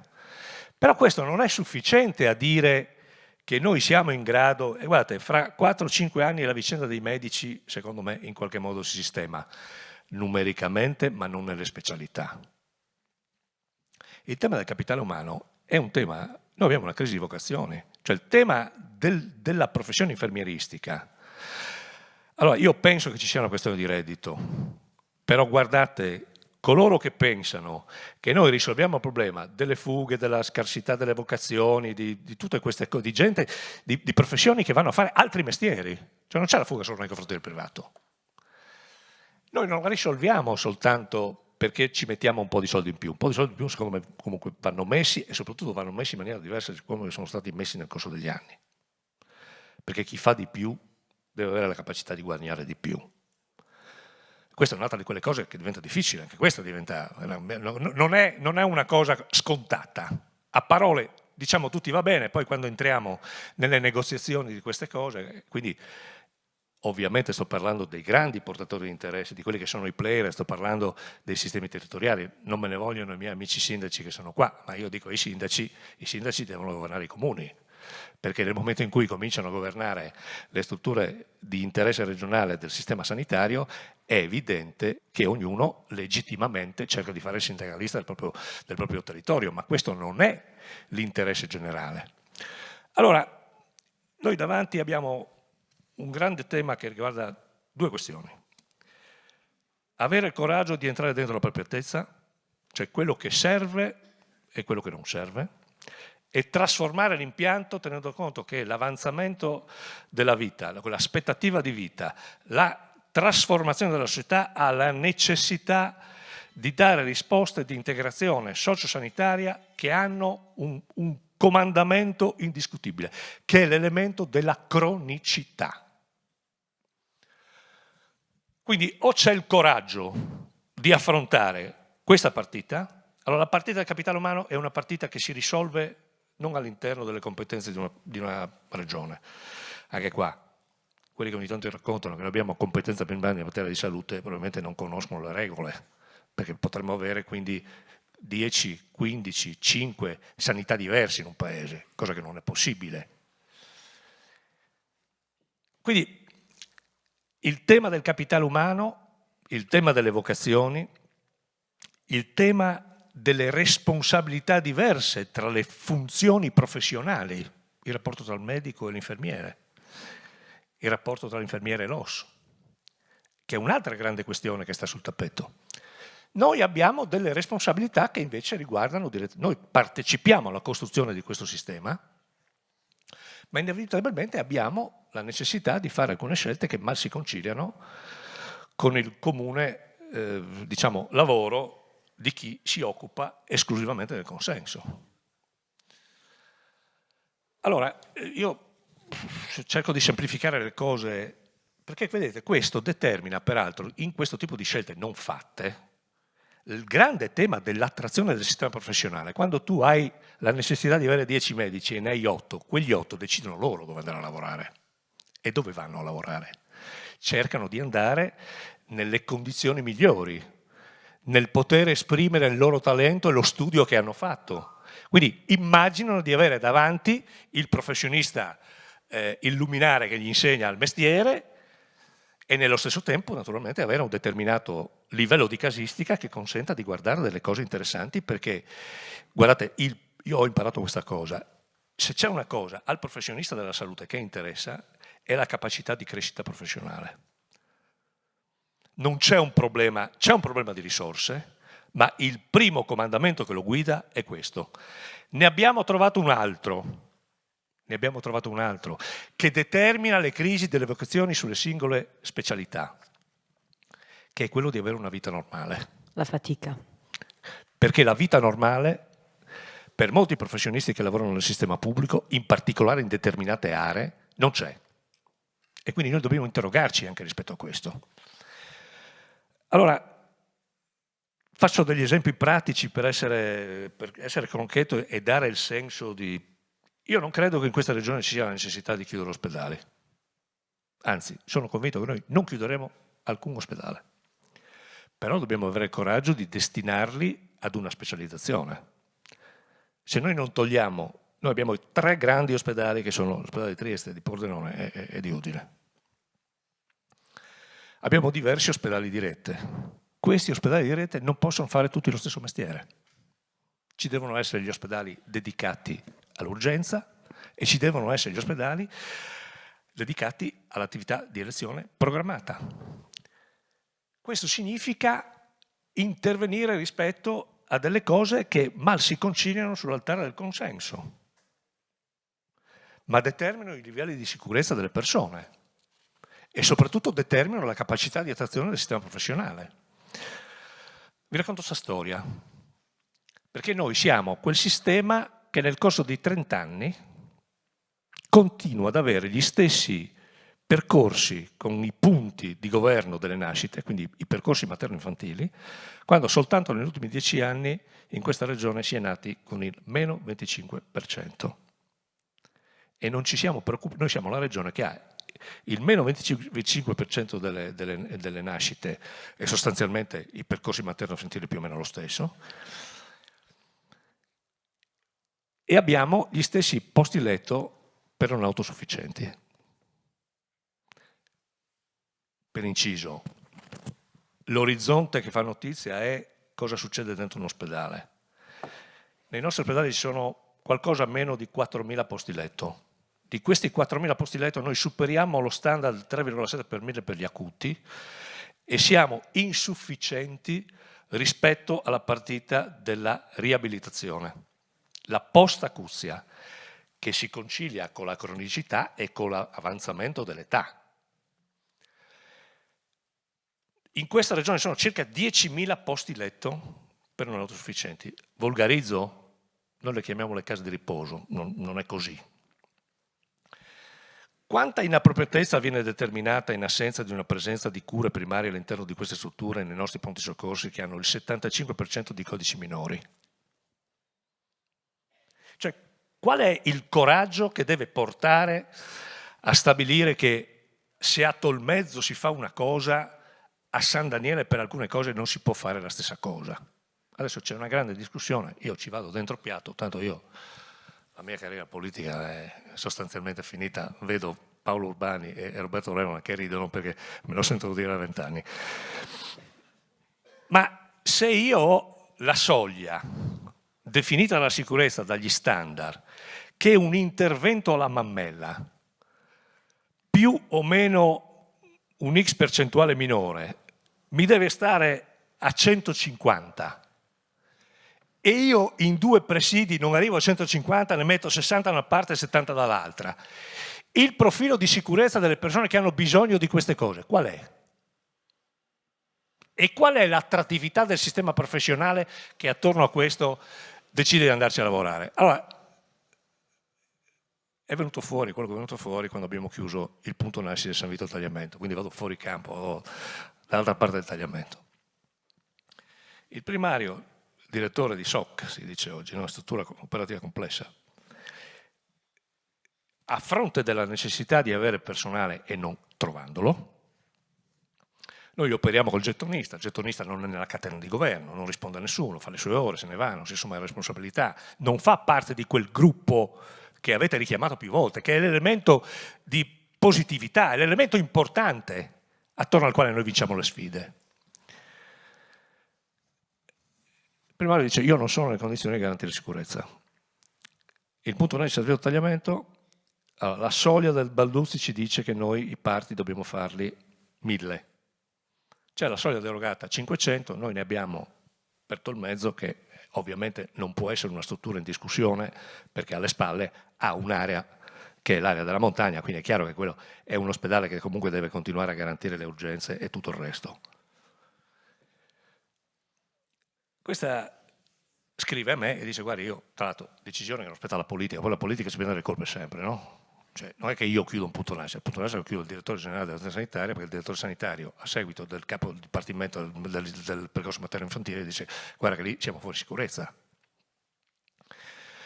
Questa professionista, una professionista di grande qualità, stabilisce di chiudere questa cosa perché dice: io non sono nelle condizioni di garantire la sicurezza delle madri. Garantisco tutto il percorso, quei 3 giorni per il parto, se c'è qualche complicazione è meglio che lo mettiamo in un punto di nascita importante e lo trasferiamo da qua, perché io la catena del sistema professionale non lo troviamo.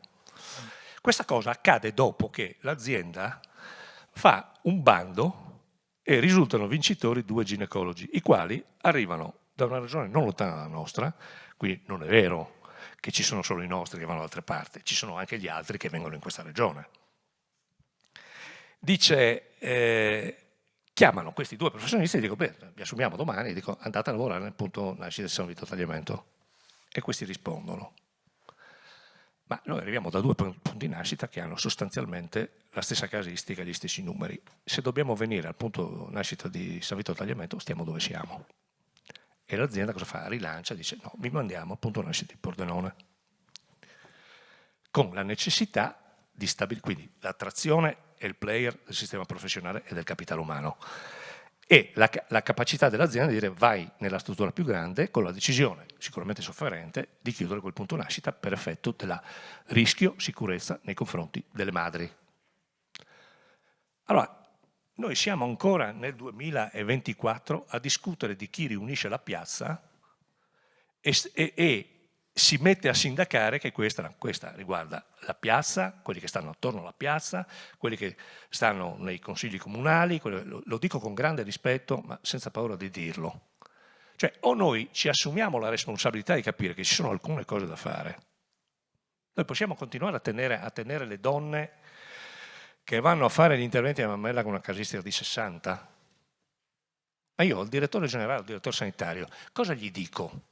Quando questo mi dice guarda che qua c'è un profilo di sicurezza, io sto dalla parte dei professionisti che mi garantiscono la sicurezza e sono disponibile a perdere qualche preferenza o qualche voto rispetto al fatto che garantisco la sicurezza delle persone.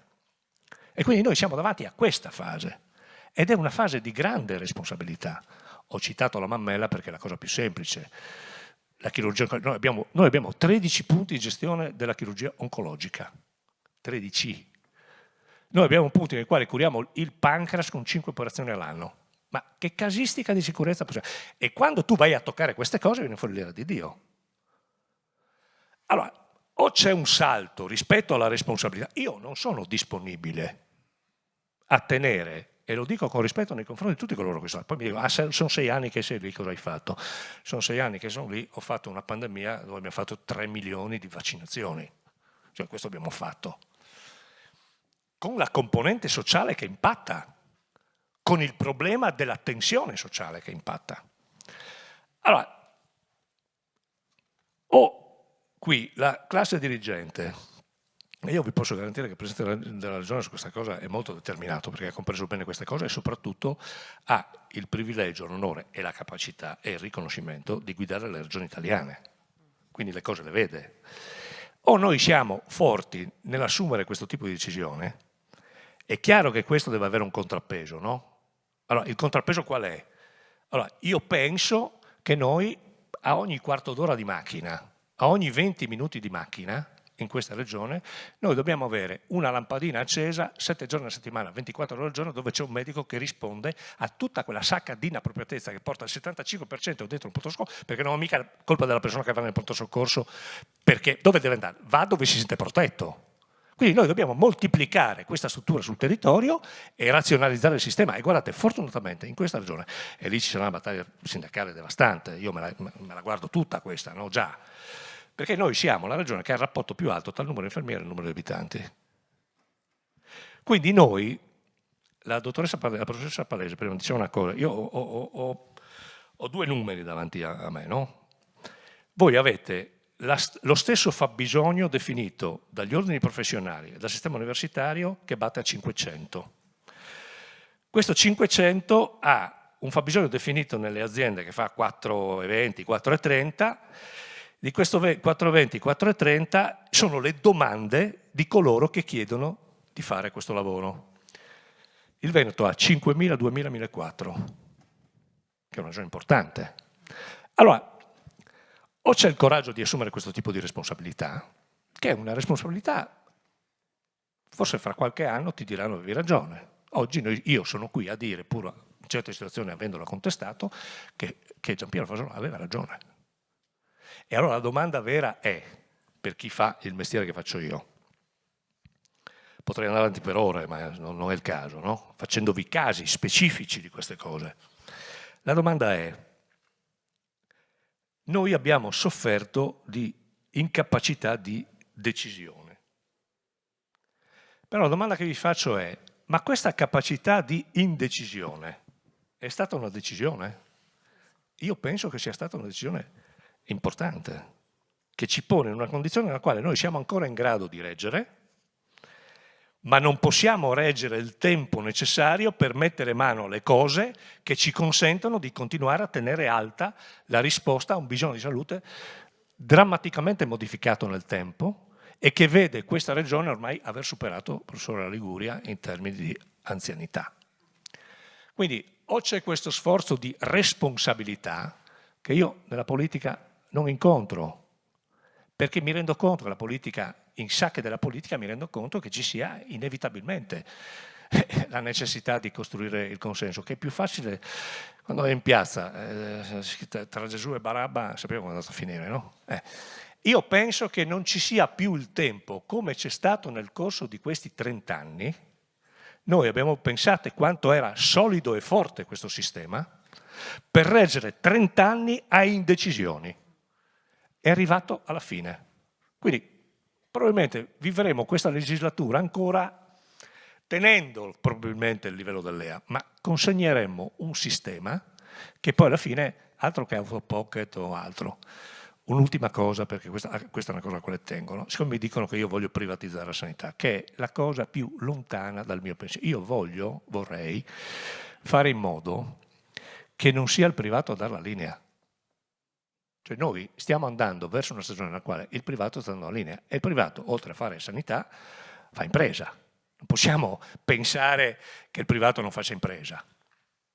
Allora, il sistema del privato accreditato non può essere considerato un nemico in una regione dove il Veneto, che è 4 volte noi, ha 3 volte i dipendenti della sanità pubblica. Noi abbiamo l'8,9% sul valore della produzione e il nostro denominatore è più ampio perché noi spendiamo di più rispetto agli altri, rispetto a una media nazionale del 17,5-18%.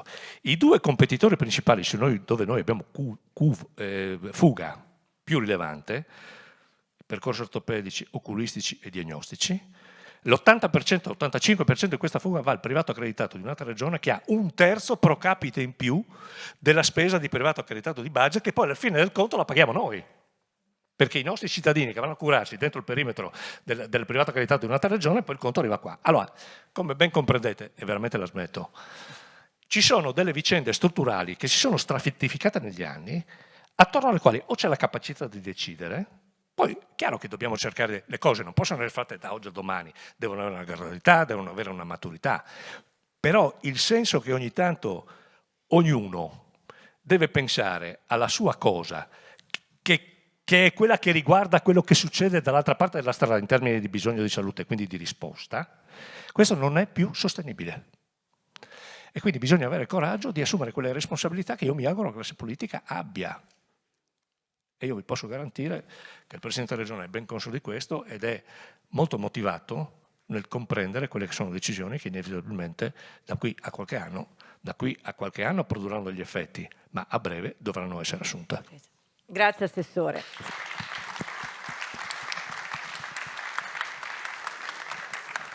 Tanti temi affrontati, la non decisione che di fatto è una decisione, logiche a noi per lo più sconosciute che però ci portano a far parte di quel non consenso che, come abbiamo sentito, inibisce lo sviluppo del sistema. Un sistema che può cambiare ma che abbiamo pochissimo tempo per farlo perché siamo già in ritardo e abbiamo visto anche come il contesto sociale sta cambiando molto velocemente e forse saremmo dovuti partire diversi anni fa per essere non proprio al passo con i tempi ma perlomeno non così distante rispetto alle esigenze dei tempi. Abbiamo capito come ognuno di noi ha delle responsabilità in questo sistema, piccole che siano. Abbiamo capito il valore del ruolo dei professionisti. Abbiamo capito anche come non siano gli investimenti a fare la differenza oggi, o non solo quello, o forse in maniera secondaria rispetto alle risorse umane. È logico che il bene collettivo passa sempre in secondo piano rispetto alle esigenze egoistiche di ognuno di noi o di un nostro familiare, soprattutto se si tratta, penso, di un familiare e si stenta a pensare che forse sarebbe meglio percorrere qualche chilometro in più rispetto ad avere lì subito e ci si rende conto dopo però che non viene garantita appunto la sicurezza che si vorrebbe, che tutti i professionisti qui presenti vorrebbero garantire ai pazienti e alla rete sociale. Abbiamo capito come questi temi siano tutti trasversali. E quindi per concludere io chiedo ad ognuno dei nostri relatori innanzitutto se condividono brevemente quanto detto dall'assessore e che indicazione date al pubblico, perché si parla di dialogo, no? E il primo dialogo questa sera è proprio in maniera diretta con i presenti e ognuno di loro può farsi portatore di questi insegnamenti poi all'interno della comunità, perché come diceva il dottor Bertoli ci vuole il dialogo, bisogna porsi delle domande e farsi porre delle domande per non poi essere soggetti a determinate patologie. Quindi partiamo tra virgolette, e non fraintendete la mia definizione, dal basso, ma da noi che siamo qua ad ascoltarvi e che abbiamo recepito tutto quello che c'è stato detto. Lo faremo sicuramente nostro, però in qualche modo abbiamo il potere di essere anche ambasciatori dei messaggi che avete lanciato oggi. Quindi partiamo dalla professoressa Palese. Ma forse il messaggio finale che ho già dato nella mia presentazione, cioè questo senso di protezione del capitale umano che è proprio un bene che noi abbiamo dentro il sistema, degli studenti, questa narrazione positiva che incoraggio tutti voi a parlare bene delle cose, ovviamente segnalarle nelle sedi opportune laddove ci siano problemi o esigenze di sviluppo, perché i professionisti stessi hanno bisogno di avere il feedback da parte dei fruitori per migliorarsi, quindi proprio questo potere della narrazione. Si diceva però che è un mestiere, sono professioni estremamente faticose, sì. Non si può alleviare in qualche modo la fatica, perché si sa, la fatica non è un concetto proprio della nostra società, soprattutto dei giovani, come qualcuno di voi ha detto, si tende a scegliere altro, perché magari forse si guadagna anche un po' di meno, però si fa meno fatica. Sì, il concetto di fatica esiste, è documentato anche negli altri paesi.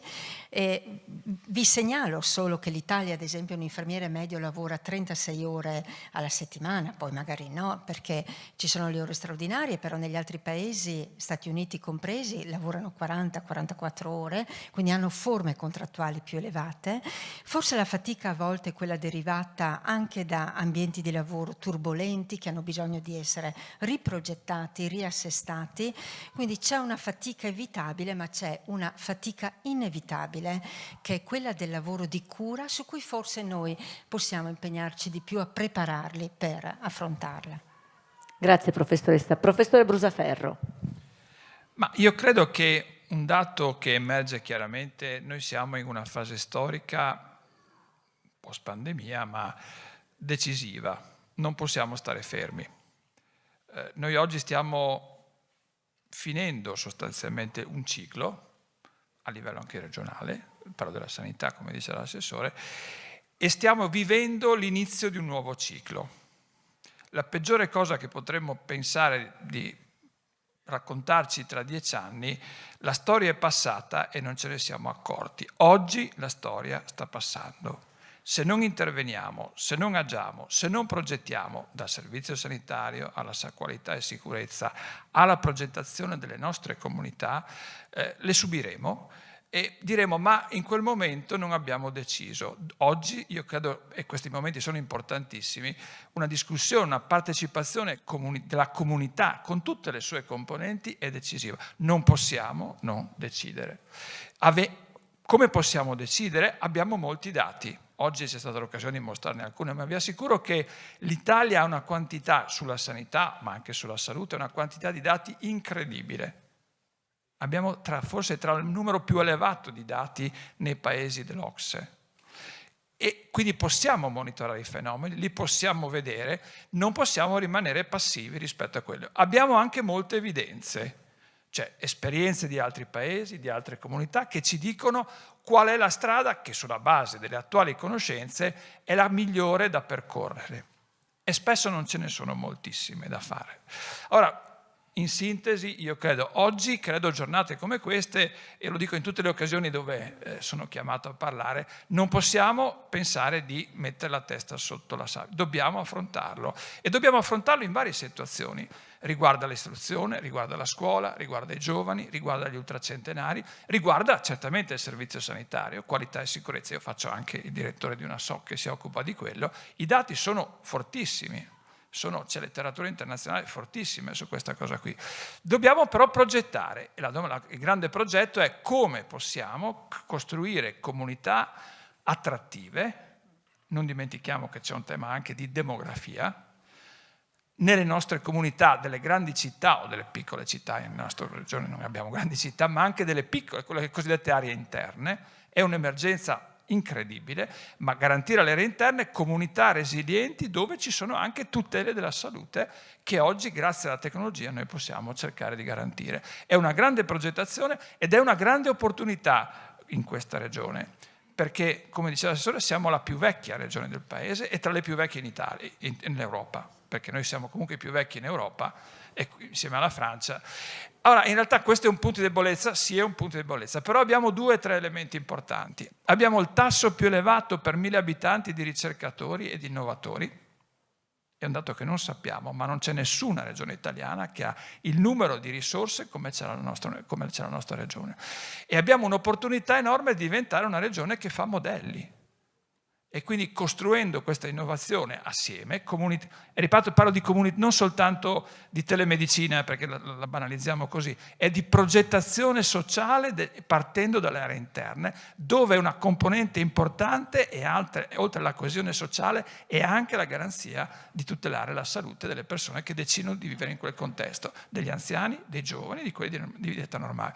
Ma c'è la possibilità enorme di diventare, anche grazie, se voi guardate le progettualità previste nel prossimo settennato della Commissione europea, ci sono miliardi di euro da investire per creare modelli di questo tipo. Io credo che noi abbiamo i presupposti per poter candidarci a gestire questa evoluzione, dove anche i professionisti a quel punto diventano un luogo di attrazione, perché vengo a sperimentare nuovi modelli. Forse anche i giovani possono pensare di venire ad abitare anche nelle nostre aree interne, perché forse costruiamo nuovi modelli dove la qualità della vita, che è un fattore presentissimo nelle nuove generazioni.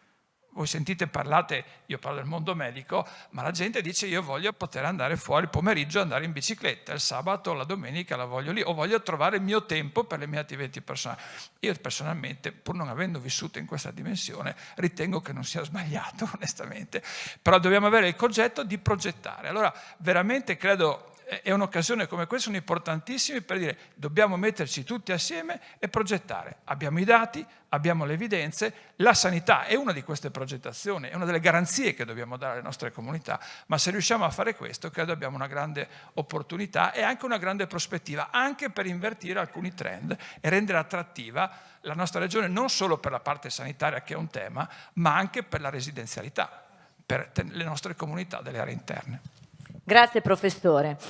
Vediamo quindi, in sala ci sono anche amministratori di realtà che stanno andando verso lo spopolamento, quindi devono fare tesoro di quanto detto, come dalla difficoltà possono nascere delle opportunità. L'ho appena appunto evidenziato il professore Brusaferro. Eccellenze della nostra regione come reparto di cardiologia appunto dell'ospedale di San Daniele, che possono diventare quindi particolarmente attrattive per studenti e per ricercatori. Dottoressa. Sì, io ovviamente sposo completamente quello che è stato detto finora.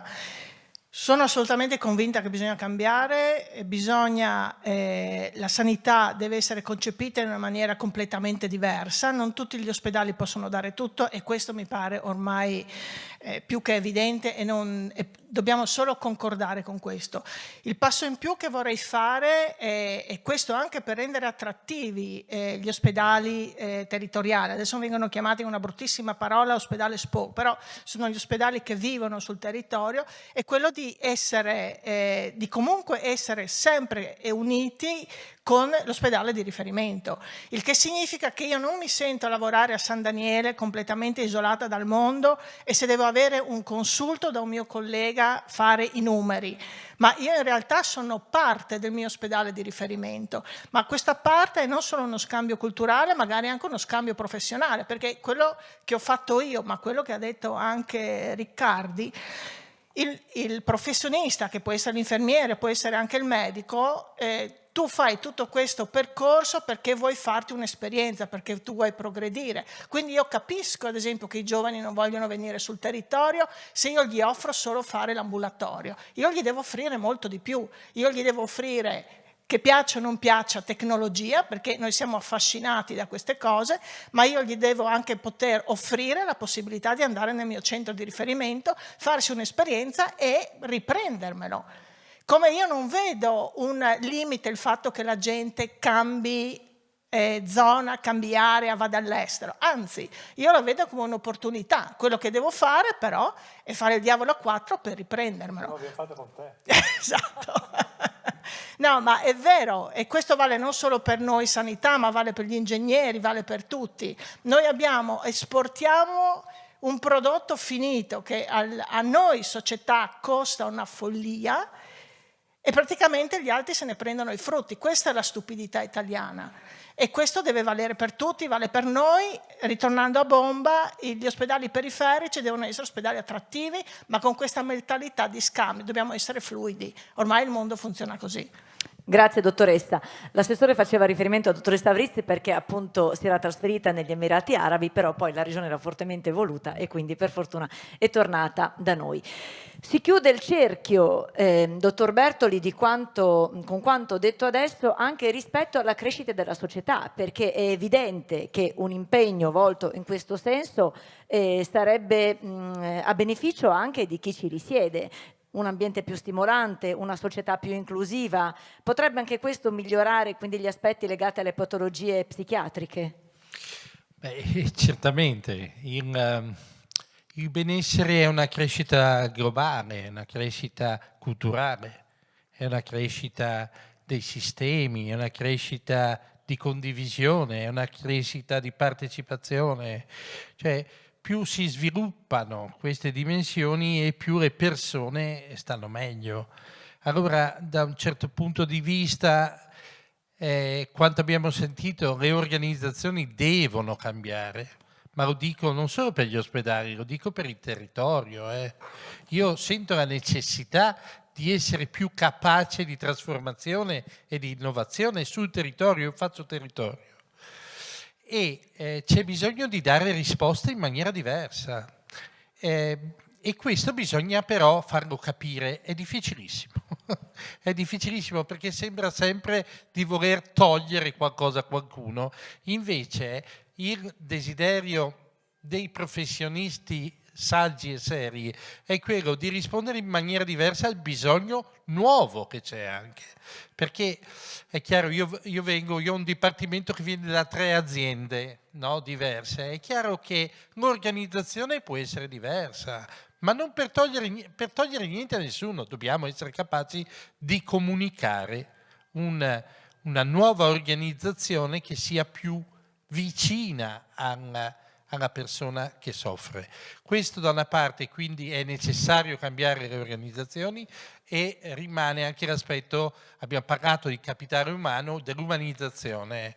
Cioè, questa deve essere proprio una spinta culturale e formativa. Noi abbiamo bisogno di formare le persone, quelli che arrivano nuovi nei sistemi, di formarli a una umanizzazione che vuol dire rispettare la realtà che c'è, perché le risposte, io ho fatto questa esperienza nel mio lavoro che è difficile, le risposte provengono sempre dalla realtà, bisogna scavare in questa realtà e trovare le risorse che sono già presenti, perché anche di fronte a una situazione che non funziona ci sono delle possibilità di intervento.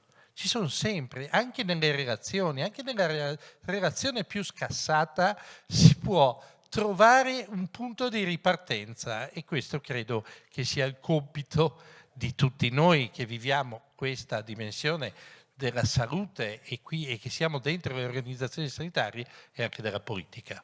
Grazie. Grazie a lei, dottor Bertoli. E si sa, il cambiamento fa paura, spaventa, però bisogna avere coraggio, come dappertutto. E una volta che il cambiamento è in atto e si riescono a trarre da subito dei benefici, poi si capisce quanto ne valeva la pena accettarlo e forse avremmo dovuto farlo prima. Quindi noi forse abbiamo il compito di quel consenso di cui parlava prima l'assessore, di renderlo così appunto positivo per dare la possibilità anche alle generazioni che verranno dopo di noi di fruire di un sistema che funzioni e soprattutto adeguato ai tempi. Ci sarebbe ancora moltissimo da dire, però il tempo è tiranno, stasera sembra essere più tiranno che mai. Ancora due cose: voi lo sapete che i giovedì prima di tutto si concludono sempre con un momento conviviale, che diventa un momento davvero appetitoso perché è sempre curato nel minimo dettaglio, ma è anche uno spunto, una possibilità per chi è presente di approfondire anche qualcosa con i nostri relatori che si sono resi disponibili a rispondere appunto alle vostre domande. Però siccome dopo un paio d'ore la soglia d'attenzione soprattutto a quest'ora viene a calare, noi adesso che cosa facciamo? Io inviterei sul palcoscenico, anche per ottimizzare i tempi, il sindaco Revelan, ma anche il nostro presidente Graffi Brunoro.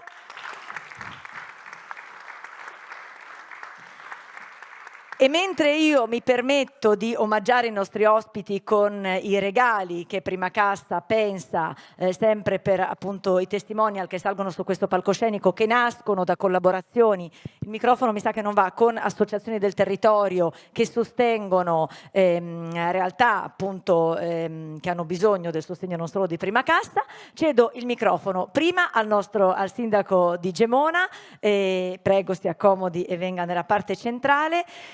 Poi dopo io le lascio il microfono che procedo nella parte consegna.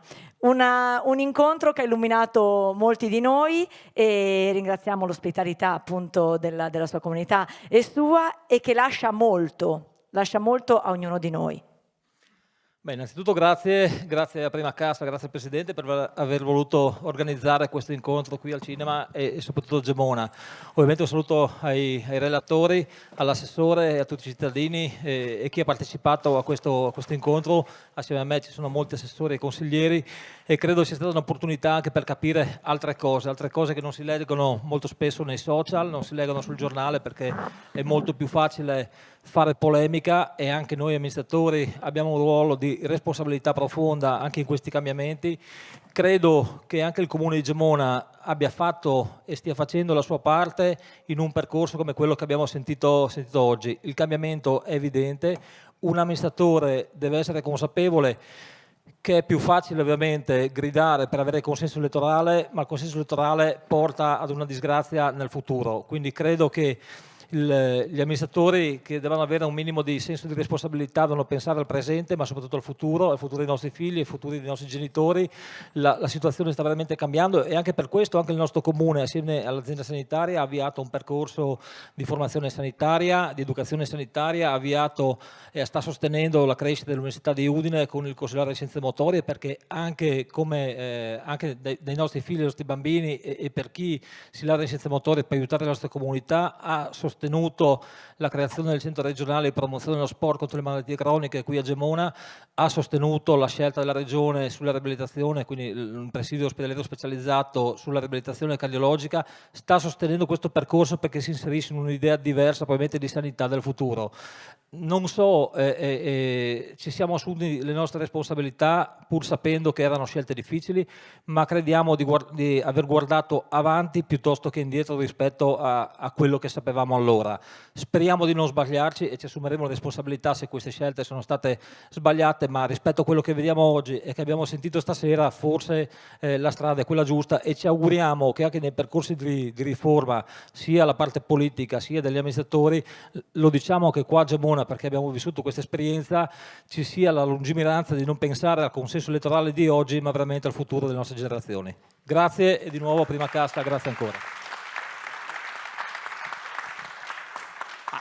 Allora, io avrei qualche considerazione da fare, ma le cose importanti le abbiamo ascoltate, ce le hanno dette i nostri relatori e a quest'ora bisogna chiudere. Un'unica considerazione.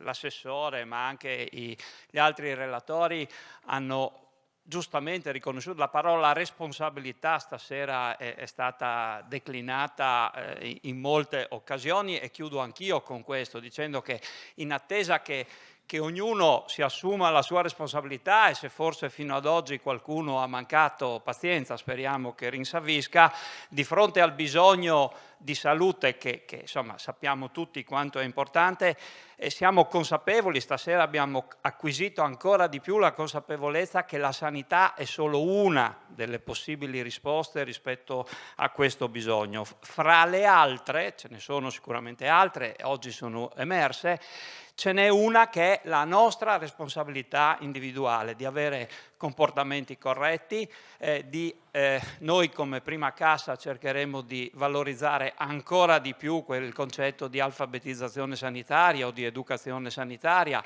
La volta scorsa abbiamo parlato dell'educazione finanziaria.